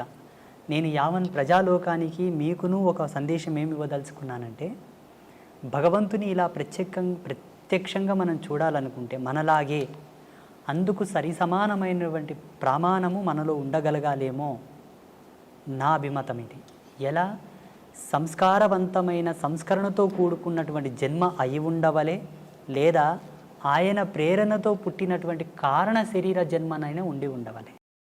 ఈ రెండిట్లో ఏ ఒక్కటి ఉన్నా ఆయనతో మనం కుశల ప్రశ్నలు వేయవచ్చు, సంభాషించవచ్చు, మాట్లాడవచ్చు. అందుకు సరి సమానమైనటువంటి ధర్మం మనం ఉండగలగాలి, పాత్రత ఉండగలగాలి. అయితే ఇది చాలామంది ప్రేక్షకులు కానివ్వండి, మీరు కానివ్వండి ఏమనుకుంటారంటే, ఆ సందర్భం ఎప్పుడు ఎలా వస్తుంది, ఎన్నవ ఏట వస్తుంది, ఎన్ని సంవత్సరాల తర్వాత వస్తుంది, ఏవి చేస్తే వస్తుంది అని అంటుంటారు. నేను నమ్మిన ధర్మం ప్రకారంగా, జగదంబ నాకు ఇచ్చిన జ్ఞానం ప్రకారంగా ఎన్నో విద్యలతో, మంత్రతంత్రాలతో, యోగమూలాలతో, ఎన్నింటితో వేదాధ్యయన సంధానముతోటి కనుక మనం చేరలేము. ఒకదానితో చేరవచ్చు. మంచి సత్ప్రవర్తన, సత్యశీలత ధర్మము, మంచి భక్తి, నిష్కల్మషమైనటువంటి భక్తి ఉంటే చాలు. అది అన్నమాచార్యుల వారి యొక్క మనసులో ఉన్నది కాబట్టి భగవంతుడు వచ్చి మాట్లాడాడు. ఏ విధముగానంటే, దగదగ మెరిసే కనకమును పక్కన పెట్టిన అయస్కాంతం ఇనుమును మాత్రమే పట్టుకుంటుంది, కనకమును పట్టుకోదు. ఎందుకు పట్టుకోదు? బంగారు స్వభావం. బంగారు దేదీప్యమానంగా వెలుగుతూ ఉన్నా ఏ ప్రకాశం లేని ఇనుమును మాత్రమే అయస్కాంతం పట్టుకుంటుంది, కనకమును పట్టుకోదు. ఎందుకు పట్టుకోదు? మన రాజసము, మన దర్పణము, మన మేడలు, మన బంగ్లా, మన కార్లు, మన బ్యాక్గ్రౌండ్ అంతా కూడా అక్కడ అయస్కాంతం కనకమును పట్టుకున్నట్లనే మనల్ని భగవంతుడు పట్టుకోడు. కాంతి లేకున్నను గుణధర్మాన్ని బట్టి అయస్కాంతం ఇనుమును పట్టుకున్నట్లనే భక్తుడి యొక్క చిత్తశుద్ధిని, స్వామి భక్తిని, సత్యనీరతిని, ఆయన సత్యశీలతను పట్టుకొని భగవంతుడు దిగివచ్చి వాళ్ళతో మాట్లాడతాడు, కౌగిలించుకుంటాడు. పండరిపుర క్షేత్రంలో సతీ సక్కుబాయి, తుకారం, నామ్దేవ్, ఏక్నాథ్ వీళ్ళందరూ కూడా భగవంతునితో కూర్చొని మాట్లాడారు. ఆయనకు గోరుముద్దలు తినిపించారు పాండురంగానికి. అక్కడ సజీవ సాక్ష్యాలు ఉన్నాయి పండరిపుర క్షేత్రంలో ఇప్పటికీ. నాకు ఆ యోగం ఉందా స్వామి? పరమేశ్వరీచ్చ. ఈ కెమెరాల ముందు అవి మనం చెప్పకూడదు. నేను చెబుతాను మీకు ఆ యోగం ప్రసాదించుటకు, మీరు చూసుటకు గల భాగ్యం ఏంటన్నది ఇది ఆఫ్ అయిన తర్వాత చెప్తాను. నాకు ఇంతవరకు అయితే ఆ స్వామి నా తండ్రి కొడుకుగా భావించుకుంటాను స్వామి. మనకు గీతాచార్యుడు ఒక ప్రమాణం ఇచ్చాడు.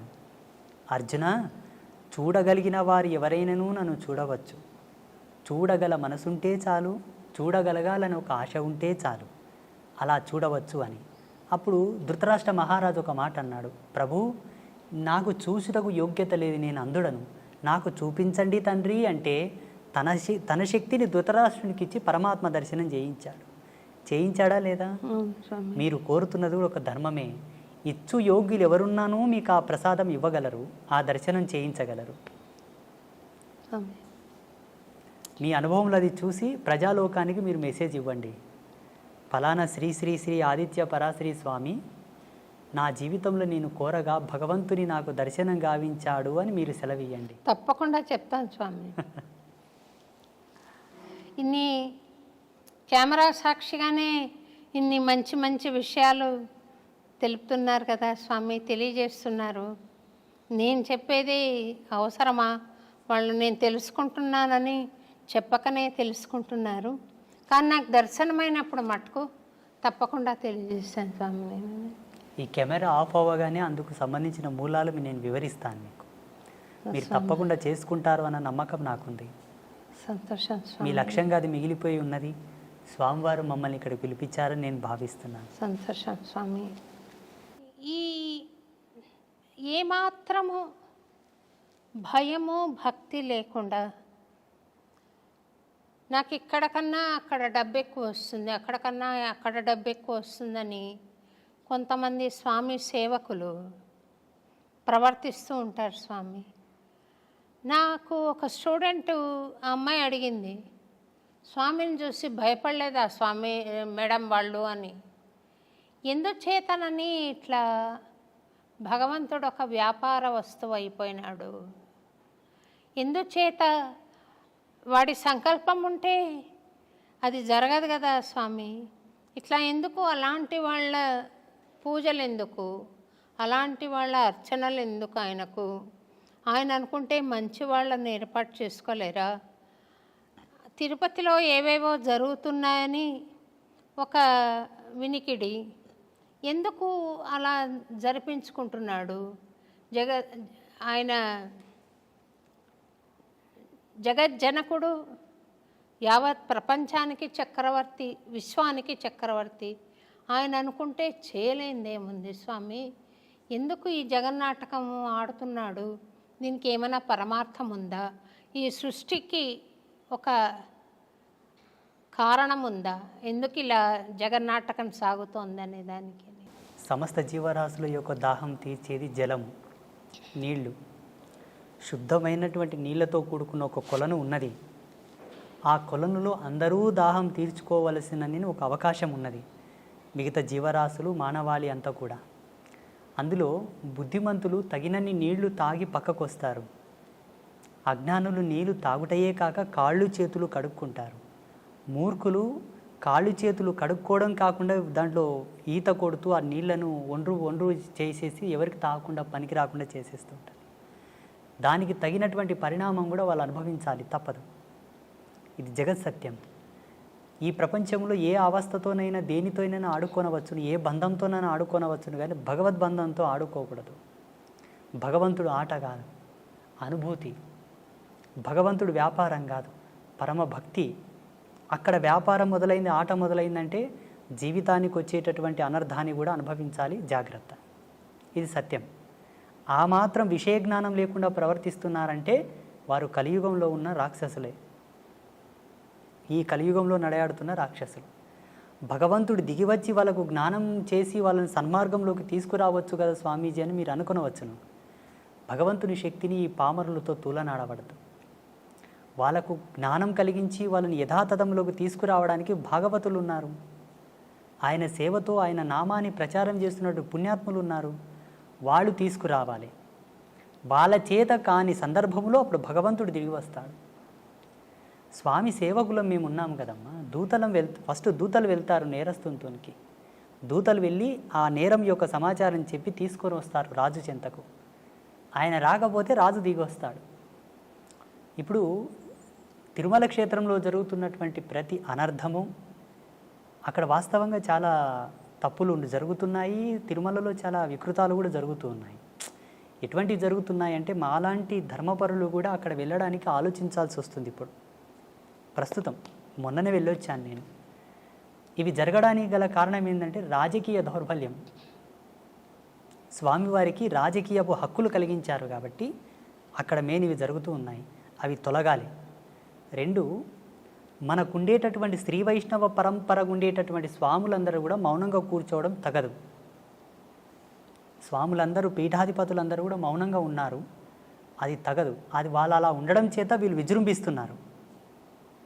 ఎంతకు భగవంతుని యొక్క త్రిపుండ్రములను ధరించి భగవంతుని యొక్క నామాన్ని చెప్పుతున్న మనకు ఆయనను రక్షించుకునే హక్కు మనకు ఉంటుంది. మన తల్లిదండ్రుల మీదకి ఎవరన్నా వస్తే మనం ఊరకుంటామా? ఊరక ఉండము కదా, తిరగబడతాం. అతడు సర్వులకు తండ్రి. ఆ తండ్రిని దిగివచ్చి ఈ పామరుల మీద పోరాటం చేయి వాళ్ళని మార్చడం కూడా ధర్మం కాదు. మనం ఉన్నాం, మనం ప్రశ్నిద్దాం, పోరాడదాం. ఆ బాధ్యతగా ఆ దిశగా కొన్ని సంఘాలతో నేను మాట్లాడి, హిందూ ధార్మిక సంఘాలతో నేను మాట్లాడి, అయ్యా తిరుమలలో ఇవి జరుగుతూ ఉన్నాయి, కొంత మీరు మాట్లాడండి, మీ ఫౌండేషన్ ద్వారా మాట్లాడండి, మీ యొక్క సంఘం ద్వారా మీరు మాట్లాడండి. ఈనాడు మాట్లాడిన మాట ఒక మహావృక్షం అవుతుంది భావితరాలలో అని చెప్పేసి మొన్న రీసెంట్గా చాలామంది నేనే పురమాయించడం జరిగింది. అవునా స్వామి?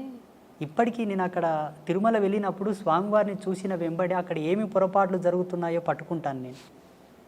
భక్తులకు కానీ, పుష్కరిణిలో కానీ, స్వామివారి సేవలో కానీ ఆచార్య సమూహం చేసేటటువంటి తప్పులు కూడా పట్టుకుంటాను నేను. జగదంబ ఆ జ్ఞానం ఇచ్చింది కాబట్టి స్వామివారి ఆ బాధ్యత మాలాంటి వారి యొక్క మదిలోకి తీసుకొస్తాడు. దైవం మానుష రూపేణ అని మీరే అన్నారు కదమ్మా. సమబుద్ధితో పోరాటం భగవంతుడు చేయవలే. ఇక్కడ ఉండేటటువంటి మానవుని శక్తి భగవంతుని శక్తి సమమా? కాదు. ఆయన పోరాడవలసింది, కాపాడవలసింది చాలా ఉంది.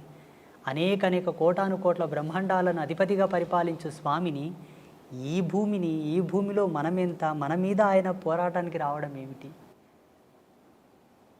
తిరుమల తిరుపతి దేవస్థానం వారు మీ బోటి ఆధ్యాత్మికవేత్తల సూచనలు గ్రహించి అక్కడ పవిత్రతను నెలకొల్పితే బాగుంటుందని నేను కూడా భావిస్తున్నాను స్వామి. తప్పకుండా మనకు ఆగమశాస్త్రం ప్రకారంగా అక్కడ వైఖానస సాంప్రదాయం ప్రకారంగా స్వామివారికి పూజలు జరుగుతూ ఉన్నాయి స్వామి. అయినప్పటికీ ఆ పరంపరను అలాగే కొనసాగిద్దాము. కానీ మారుతున్న కాలాన్ని బట్టి ప్రజలకు ఏం అవసరమో మేము తిరుగుతున్నాం, మాకు తెలుసు. జనబాహుల్యంలో తిరుగుతున్నాము.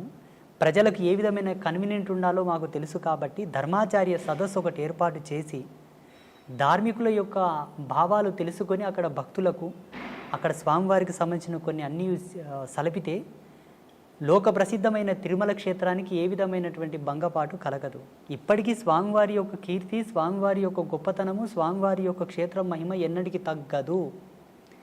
భువి ఆకాశములు ఉన్నంత వరకు, యుగధర్మం ఉన్నంత వరకు స్వామి రారాజే. చాలామంది తిరుమలలో వైభవం తగ్గుతుంది, తిరుమల క్షేత్రం మూతపడుతుంది, తిరుమలకు జనాలు వెళ్ళరు అని కొంతమంది స్వామీజీలు మీడియా ముందు చెప్తున్నారు. అది తప్పు. ఈ భూమి ఆకాశము పంచభూతాలు ప్రేరేపకమయ్యేంత వరకు స్వామివారు ఈ చక్రవర్తి కలియుగానికి. కాకపోతే అక్కడ ఉండేటటువంటి ఆచార్య మండలి ఒక పొరపాట్లు, అధికారికుల పొరపాట్లు ఉన్నాయి కొన్ని. వాటిని సవరించాలి. స్వామి నాకొక అలవాటో యావానాలో తెలియదు కానీ నేను చిన్నతనంలో అంటే మరీ చిన్నదాన్ని కూడా కాదు, 25 ఆ ఏళ్ళప్పుడు గుడికి వెళ్ళి నమస్కారం చేస్తూ పూజారి దృష్టి కొంచెం మరల్చగానే గర్భగుడిలోకి వెళ్ళిపోయి పాదాలు పట్టుకొని నమస్కారం చేసి వచ్చేదాన్ని. వాళ్ళు కోప్పడేవాళ్ళు, స్వామి ఏమ్మా మీకు కూడా చెప్పాలా అని నన్ను కోప్పడేవాళ్ళు.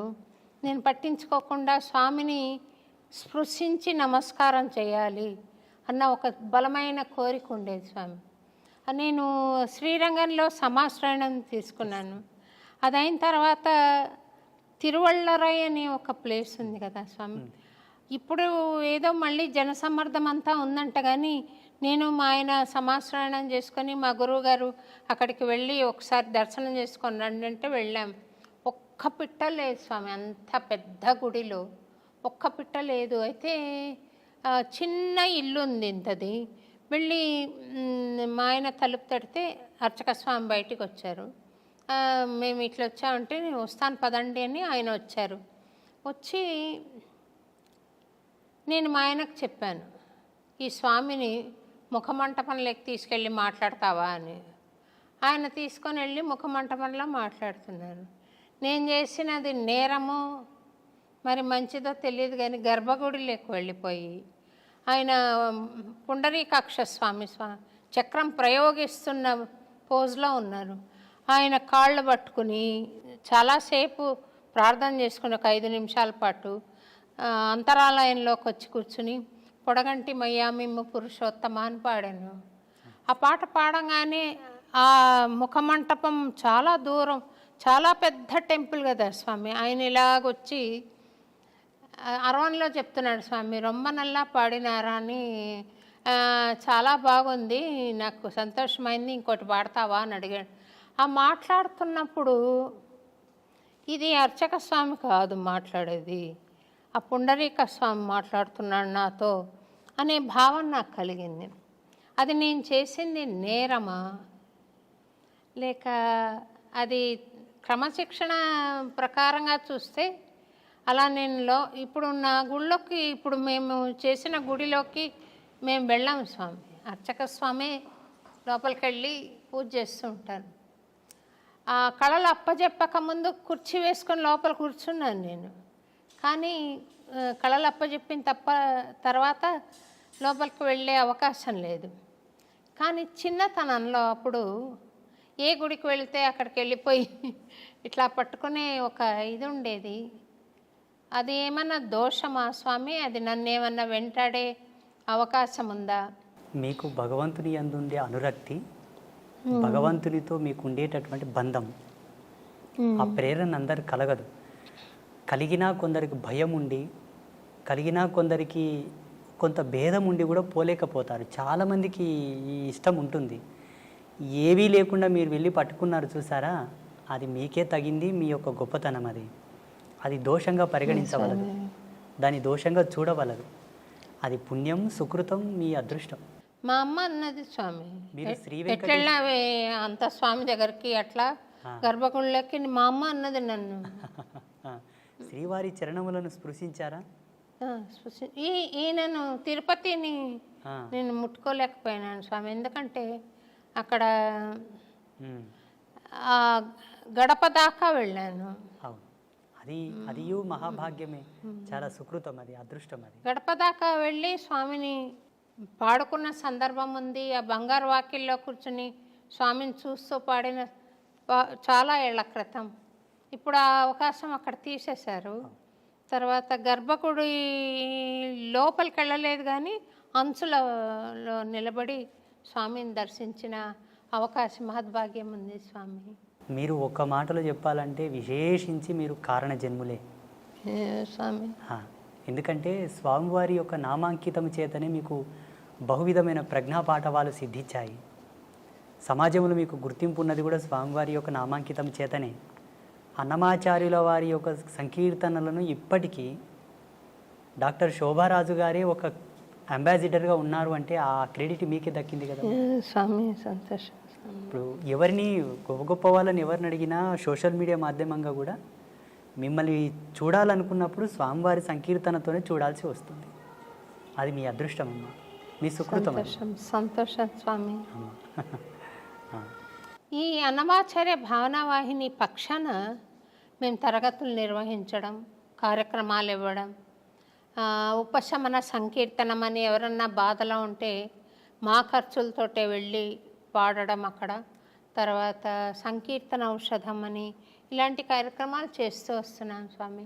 ఇంకేదైనా స్వామి నాకు చెప్పాలనుకున్నది, ఇది చెయ్యి అని చెప్పాలనుకున్నది ఏదైనా ఉందా స్వామి? ఒక చిన్నది మీకు బాధ్యతగా మిగిలిపోయి ఉన్నది, ఒక్క కార్యం మిగిలిపోయి ఉన్నది, అది మీకు సెలవిస్తాను నేను. స్వామివారి ప్రేరేపకముగా అన్నమాచార్యుల వారి యొక్క ఆదేశానుసారంగానే నేను మీకు ప్రబోధం చేస్తాను. అది మీరు చేయగలరు, ఇక్కడే చేయొచ్చు, ఇక్కడ చేస్తారు. అది త్వరలోనే జరిపించేద్దాము. నేను ఉంటాను. మీరు వస్తారా స్వామి? సంతోషం స్వామి. నేను సర్వదా మీకు విధేయుడనే. మీ భావానికి, మీ యొక్క గుణగణమునకు నేను దగ్గరగానే ఉన్నాను. మీరు సంకీర్తనాలాపనతోటి భగవంతుని చేరుతున్నారు, మేము యోగ తపస్సుతోనే చేరుతున్నాము. మీదును మాదును ఒకే ప్రయాణమే. ప్రయాణంలో వాడుతున్న వాహనములు వేరు, ప్రయాణం ఒకటే. మీరు ఒక వాహనంలో, మేము ఒక వాహనంలో వస్తున్నట్టు లెక్క. ఇద్దరి గమ్యం ఒకటే. మీకు చాలా దగ్గరగా ఉన్నాము. ఆ రోజు రాకపోవడానికి కారణం జగదంబ, ఈరోజు రావడానికి కారణం కూడా అమ్మ స్వామివారే. ఇక్కడ మీరు కొంత బాధపడి ఉన్నమాట నాకు అర్థమైంది. స్వామి ఎందుకు రాలేదు, గురువుగారు ఎందుకు రాలేదు అని మీరు కొంత మతన పడ్డమాట వాస్తవమే. నేను నిమిత్త మాత్రుని. ఇప్పటికీ నేను అంబాత్రయ క్షేత్రంలో మా శిష్య బృందానికి అంతా చెప్తుంటాను, నేను నిమిత్త మాత్రుని. నా ఫోటో ఎక్కడ ఫ్లెక్సీలో వేయకండి, ఎక్కడ కూడా నా గుర్తింపు రాకుండా చూడండి అంటాను. వాళ్ళు వినరు. వినకనే అక్కడక్కడ కొన్ని ఫ్లెక్సీలలో ఫోటోలు వేస్తారు. నేను ఆ ఫోటోను చూడను, తలదించుకుంటాను. నాకు స్వయం ప్రకటితం ఇష్టం ఉండదు. అదే తపస్సు తగ్గుతుంది, అక్కడ తపస్సు క్షీణం అవుతుంది. స్వయం ప్రకటితం తపక్షీణం. మేము ఎక్కువ అద్దంలో ముఖం కూడా చూడకూడదు. మా భృకుటిని మేమే దర్శించిన ఎడల మా యోగ మహిమ తగ్గుతుంది. ఏదియూ అడిగి తీసుకోకూడదు, మా తపస్సు క్షీణం అవుతుంది. కోరడం మాకు ధర్మం లేదు, అడగడం మాకు హక్కు లేదు, మాకు మేముగా ప్రమోట్ అవ్వడం కూడా మాకు ఇష్టం లేదు, ఉండకూడదు. అది నిషిద్ధం. నిరాడంబర తత్వంతో ఉండిన ఎడల మేము అనుష్ఠానము చేయకపోయినా మా తపస్సు పెరుగుతూ ఉంటుంది, ఆటోమేటిక్గా అప్డేట్ అవుతూ ఉంటుంది. సంగీత క్యాసెట్స్ అని ఒక కంపెనీ ఉండేది స్వామి, దానికి నేను పాడేదాన్ని డివోషనల్స్. వాళ్ళు మీ పిక్చర్ ఇవ్వండి ఇందులో వేస్తామన్నారు. నా పిక్చర్ వద్దు, అన్నమాచార్య బొమ్మ వేయండి అని చెప్పాను. అంటే అప్పటి నా ఆలోచన ప్రకారం అది చెప్పాను నేను. చెప్తే మీ మీద ప్రేమతో మేము అడగట్లేదమ్మా పిక్చర్ ఇవ్వమని, మాకు వ్యాపారం కావాలి, మాకు తప్పకుండా ఉంటే తప్ప ఫలానా సింగర్ అని మాకు ఉంటే తప్ప మాకు వ్యాపారం జరగదు అని అన్నారు. అయినా నేను ఆ క్యాసెట్ పిక్చర్ ఇవ్వకుండానే విడుదల చేశారు. తర్వాత వాళ్ళు పట్టుబట్టి అది వేశారు. కానీ నాకు వాళ్ళ ఆంతర్యంలో ఒక కారణం, ఒక హేతుబద్ధంగా ఉంది అని అనిపించినది ఏమంటే, ఇప్పుడు మీరు త్రికరణ శుద్ధిగా చేస్తున్న సేవ అంబత్రయి క్షేత్రంలో ఉత్తరోత్తర వస్తారు స్వామి, తప్పకుండా వస్తారు. వాళ్ళు వాళ్ళు చెప్పుకున్నా మనకు నష్టం లేదు, మీ సంకల్పానికి నష్టం లేదు. ఈ క్షేత్రం మేమే పెట్టాము, స్వామికి జ్ఞానబోధన నేనే చేశానని చెప్పే వాళ్ళు కూడా ఉంటారు కొంతమంది. అట్లా మీ క్షేత్రం గురించి నేను మాట్లాడటం భావ్యం కాదేమో, కానీ ఉంటారు అలాంటి వాళ్ళు ప్రతి దగ్గర. అది అరికట్టడానికి ఈ సంస్థ ఫలానా వాళ్ళ ద్వారా, ఇప్పుడు రామకృష్ణ మిషన్ అంటారు, ఆయన రామకృష్ణ మిషన్కి ఆయన బొమ్మ వేసినా పేరు పెట్టినా ఆయనకు చెందదు ఇప్పుడు, అయినా కూడా పెడతారు. ఎందుకనంటే ఆ మహానుభావుడి ద్వారా సాగుతున్న ఆదిమూలం ఆయన అన్నట్టు సాగుతూ ఉంటుంది. అందుకని అయినా మీరు ఆ ఫ్లెక్సీల్ని మన్నించాలి అని నేను కోరుకుంటున్నాను స్వామి. అదే దశకంలో నడుస్తుంది. నేను ఇష్టపడకపోయినా వాళ్ళు మీరు అన్నట్టుగానే భావించి చేస్తున్నారు కార్యక్రమాలు. ఎక్కువగా ఎందుకో శ్రద్ధ కలగదు అందుపైన. అది మనసులో అంకురం నాటుకుపోయింది, జాడ్యం పట్టుకుంది బాగా, మక్కిలి పోదు, ఆ వైరాగ్య చింతనలు పోవు. వాళ్ళు ప్రేమతో ఏదైనా వండి తెచ్చినా తిందామన్నా ఆ నాలుక కోరదు. అలాగే కుక్కుకుంటాను బలవంతంగా, అన్ని 2 ముద్దలు తినేస్తాను. ఇప్పుడు నాది ఏం తప్పు లేదు, అందున్న జీవుడు అందుకు అలవాటు పడిపోయాడు. ఈ దేహాన్ని ధరించుకొని ఉన్న ఆ జీవుడు అందుకు అలవాటు పడిపోయాడు. అలా వారిస్తూ ఉంటాను వాళ్ళని. చూడండి, ఇది లోక కళ్యాణం కొరకు స్థాపితమైన క్షేత్రము, ఆడంబరాల కొరకు స్థాపన కాలేదు అని వాళ్ళని అట్లా వారిస్తూ ఉంటాను. ఎందుకంటే వాళ్ళలో కూడా జాగరూకత ఉండాలని, ఆ భద్రతా భావం ఉండాలని, ఎక్కడ కూడా ధర్మాన్ని తప్పొద్దు, ఇది ఆడంబర క్షేత్రంగా మనం క్రెడిట్ కావద్దు అన్న ఒక భావన. ఎద్దులని ఎప్పుడెప్పుడు అలిస్తూ నాగలి సాటికుండా పోయేటట్టు ఎలా అలిస్తాడో రైతు, అలాగనమాట. వేస్తారు వాళ్ళు, ఫోటో వేస్తారు. అంటే నాబోటి వాళ్ళకు కూడా వీడియో పైన చూడంగానే ఇది స్వామి వీడియో అని మీ పిక్చర్ ఉంటే త్వరగా తెలుస్తుంది స్వామి.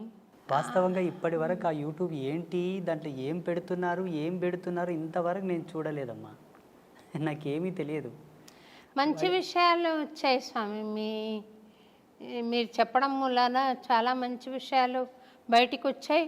కొన్ని దుర్మార్గాలను కూడా మీరు నిరసించారు, ఇది కరెక్ట్ కాదని. అది చాలా బాగుంది స్వామి, ముక్కుసూటిగా చెప్పారు కొన్ని విషయాలు. బాగుంది స్వామి, యూట్యూబ్లో మీరు మాట్లాడిన విషయం చాలా బాగుంది.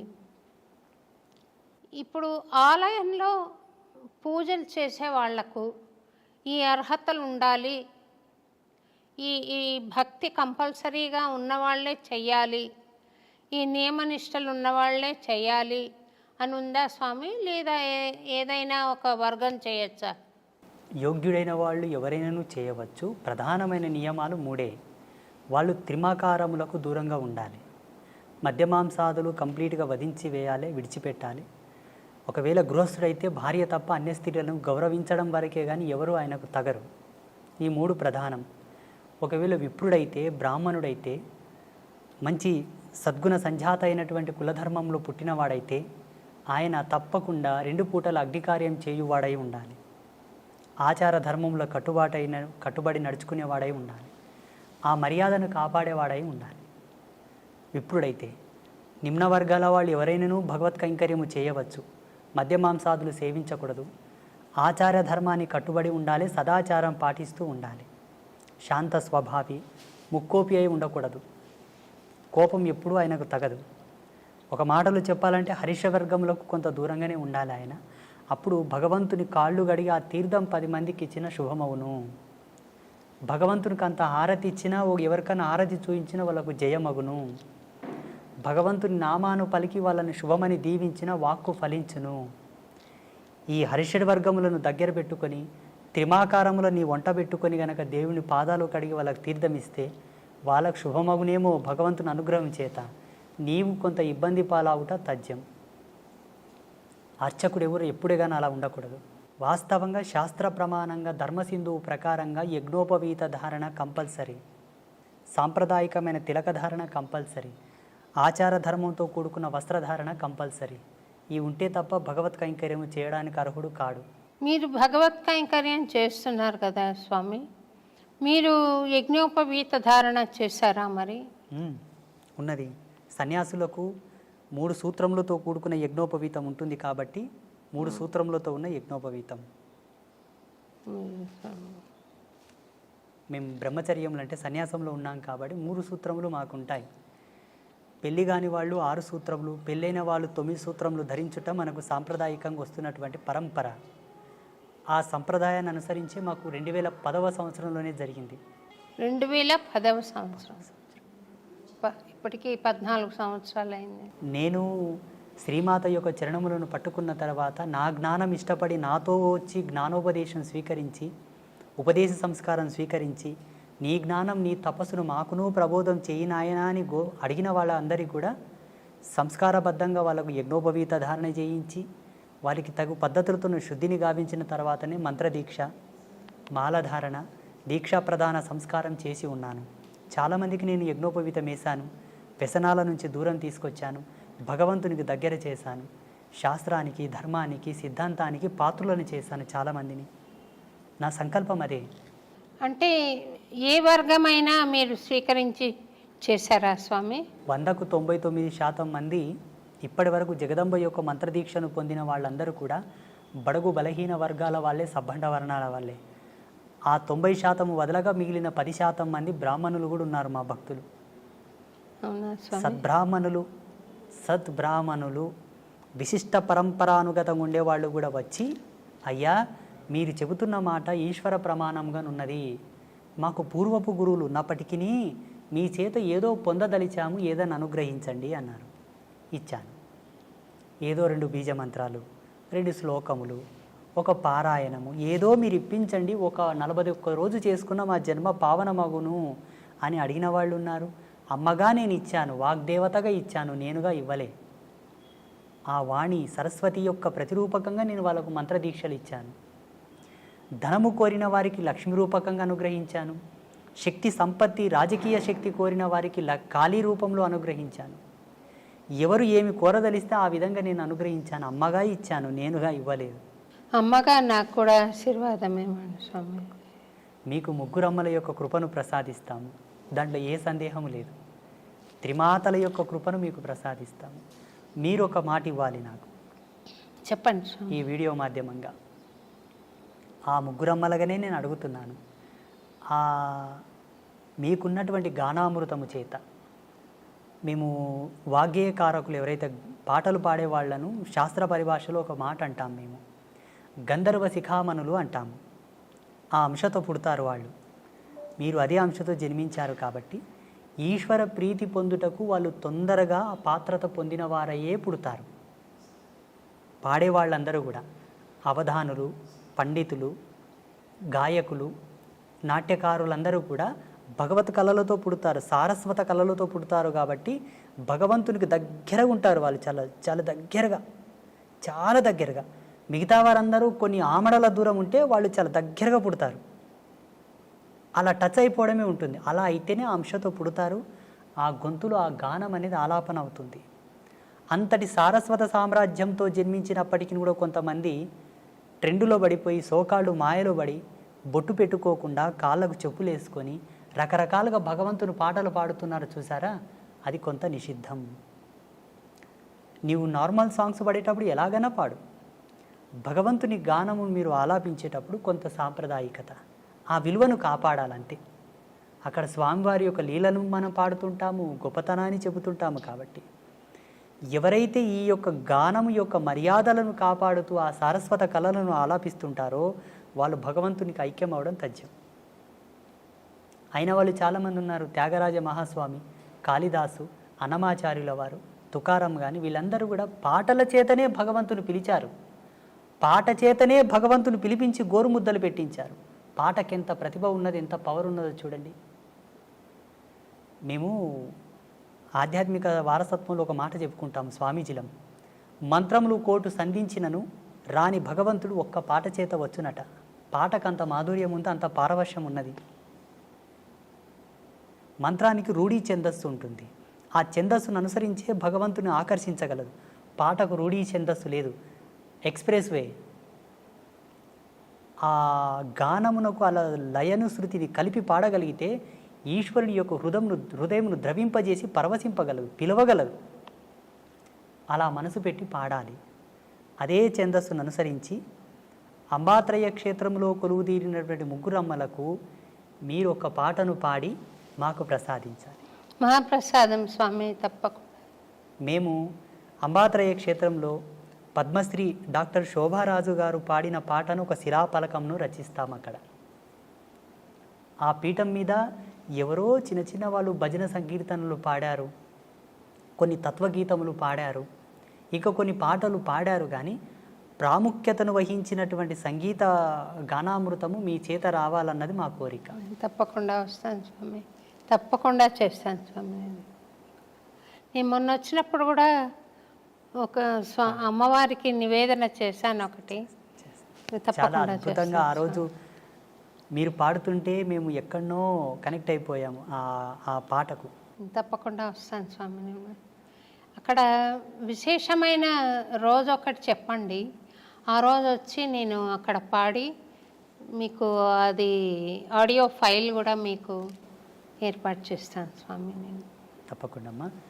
చాలా సంతోషం అమ్మ, ఈరోజు మీరు మమ్మల్ని పిలవడం, ఈ అన్నమయ్య పురానికి నేను రావడం నా అదృష్టంగా కూడా కొంత భావిస్తాను. నేను సంతోషం. ఎంత భగవంతుని సేవ చేసేవాడినన్నా ఒక శరీరంతో ఉన్నాను కాబట్టి దీనికి కొంత ధర్మం ఉంటుంది, దీనికి కొంత ధర్మం ఉంటుంది. ఆ ధర్మాన్ని బట్టి నాకును ఇది అదృష్టంగానే భావిస్తాను. మీరు ఆదర్శ దంపతులుగా మీరు మీ కుటుంబ సభ్యులందరూ కూడా చిరకాల యశస్సుతో వర్ధిల్లండి, సుఖ సంతోషాలతో జీవించండి, భగవత్ కృపను పొందండి. ఒక చిన్న విషయం అడిగి కార్యక్రమం ముగిస్తాను స్వామి. ఇప్పుడు మీరు వర్గవర్ణ భేదాలు లేకుండా స్వామికి సేవ చేసేందుకు వాళ్లకు ఒక అర్హతను ప్రసాదించారు కదా. అట్లా పూర్వకాలంలో గార్గి ఇలాంటి వాళ్ళందరూ, మైత్రేయి ఇలాంటి వాళ్ళందరూ జంధ్యాలు ధరించి వాళ్ళు కూడా వేద పఠనం చేశారని అంటారు కదా స్వామి. స్త్రీలకు ఏమైనా అవకాశం ఉందా స్వామి అట్లా? అమ్మవారికి దశయజ్ఞోపవీత సంస్కారం ఉంది జగన్మాతకు. అమ్మవారికి కొన్ని తంత్రశాస్త్రాల్లో, కొన్ని అమ్మవారికి సంబంధించిన తత్వవిధి శాస్త్రాల్లో దశయజ్ఞోపవీత సంస్కారం జగదంబ చేసినది అని ప్రమాణాలు ఉన్నాయి. నాగయజ్ఞోపవీత ధారిణి అని అమ్మవారిని కీర్తిస్తారు, స్తుతిస్తారు. కుశయజ్ఞోపవీత ధారిణి అంటారు.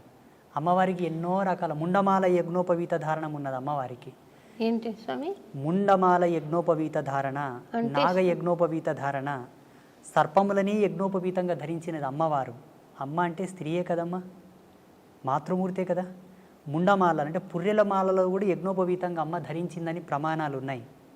స్త్రీలు యజ్ఞోపవీత ధారణ చేయడానికి అర్హులే, దానికి కొన్ని ప్రమాణాలు ఉన్నాయి. ఆమె యోగ్యత, ఆమె యొక్క పాత్రత, ఆమె స్థితిని అనుసరించి ఆమె ధరించుటకు యోగ్యురాలా కాదా? యోగ్యురాలు అయితే తప్పకుండా సంస్కారం చేయించి ఆమెను భగవంతుని కైంకర్యములకు పురమాయించవచ్చు. కొన్ని పద్ధతులు ఉన్నాయి దాంట్లో, కొన్ని పద్ధతులు, కొన్ని ధర్మసూత్రాలను అనుసరించి ధరించవలసి ఉంటుంది. ఉదాహరణకు డాక్టర్ పద్మశ్రీ శోభారాజు గారికి మాత్రమే ఆ బిరుదు దక్కింది. వారి గొప్పతనాన్ని అనుసరించి ఆ బిరుదు దక్కింది. కేంద్ర ప్రభుత్వం ఆ బిరుదును వారికి ప్రదానం చేసింది. చాలామంది పాటలు పాడేవాళ్ళు ఉన్నారు, భగవంతుని కీర్తనలు పాడేవాళ్ళు ఉన్నారు, అందరికీ ఆ ప్రతిష్ట రాలేదు. అందరిలో మిమ్మల్ని గొప్పవారిగా గుర్తించి అది ఇచ్చారు మీకు ప్రదానం. అలాగే యజ్ఞోపవీత సంస్కారం కూడా అర్హత కలిగిన వాళ్లకు చేయవచ్చు, మహిళలు కూడా చేసుకోవచ్చు. మీరు చెప్పినటువంటి గార్గి కానివ్వండి, మైత్రేయి కానివ్వండి, వీళ్ళందరూ కూడా అట్టి ప్రమాణాన్ని అనుసరించే ధరించి వేదాంత సంభాషణ చేశారు. సంతోషం స్వామి. మీరు మహబూబ్ నగర్లో చాలా దూరం నుండి 4 గంటలు ప్రయాణం చేసి పాలు మటుకు తీసుకుని ఇంత దూరం వచ్చారు. మిమ్మల్ని ఉపవాసంలో పెట్టి ఇంతసేపు మాట్లాడించినందుకు క్షమించమని చెప్పి కోరుతూ, ఎన్నో అద్భుతమైన విషయాలు తెలియజేసినందుకు మీకు అన్నమాచార్య భావనావాహిని పక్షాన, అలాగే ఐ డ్రీమ్స్ వాళ్ళ తరఫున మీకు అనేక కృతజ్ఞతలు తెలుపుకుంటూ, మా పట్ల ఎప్పుడూ దయ కలిగి ఉండండి అని, మమ్మల్ని ఆశీర్వదిస్తూనే ఉండండి అని, వీలున్నప్పుడల్లా ఈ ప్రాంతానికి దయచేయండి అని చెప్పి అంబత్రయి క్షేత్రంలో కూడా సేవ చేసుకునే భాగ్యం కలిగించండి తప్పకుండా అని కోరుతూ నేను సెలవు తీసుకున్నాను. శ్రీమాత్రే నమః. శుభం భవతు. స్వామి, మీరు వరం ఇస్తామన్నారు దయతో. నేను అడగాలనుకున్న కోరిక ఏంటంటే, మీరు దయచేసి ఒక చిన్న పాట ఏదైనా స్వామికి నివేదన చేయండి. మాకు సన్యాస పరంపరలో ఒక నియమం ఉంటుంది, కొన్నిటికి మేము ఇవ్వకూడదు అనమాట. అట్లా బట్టి అది కేవలము మా పీఠంలో ఎవరైతే ఆరాధ్య దేవత ఉంటుందో అక్కడ మాత్రమే అది. అమ్మవారిని భావం చేసి పాడండి స్వామి. సర్వదా ఆమె నా భావనలోనే ఉంటుంది, అట్లేం లేదు. కాకపోతే కొంత నియమం అది. అంతే. పాడకూడదని కాదు, పాడరాదని కాదు, కానీ అమ్మ యొక్క ఆదేశం అనుకోండి. అక్కడ కొంచెం దయచేసి ఈ విషయంలో మీరేం తప్పు అని. ఒక చిన్నదనండి స్వామి, ఇది అంబత్రయ క్షేత్రమే అనుకోండి స్వామి. తప్పకుండా అమ్మనే ఇక్కడ, అంబత్రయ క్షేత్రం. అమ్మనే ఇక్కడ నాకు కనిపించింది. అదే ఆర్తితో అమ్మకు ఒక చిన్న పాట అనండి స్వామి. అదే ఈ ఆర్తితో దీక్షను మళ్ళీ ఇంకా మీరు విరమించవద్దు. ఒక చిన్న పల్లవి ఒకటేనండి. ఆ ఆర్తిని నా పాటగా మీరు ఒకసారి మీరే చెప్పండి ప్రేక్షకులకు. మీరు ఒక చిన్న మాట మీరు చెప్పండి. అంబికే జగదంబికే అభయాంబికే మదంబికే అంబికే జగదంబికే అభయాంబికే మదంబికే పాహి పాహి పాహి కరుణాం దేహి దేహి దేహి పాహి పాహి పాహి కరుణాం దేహి దేహి దేహి.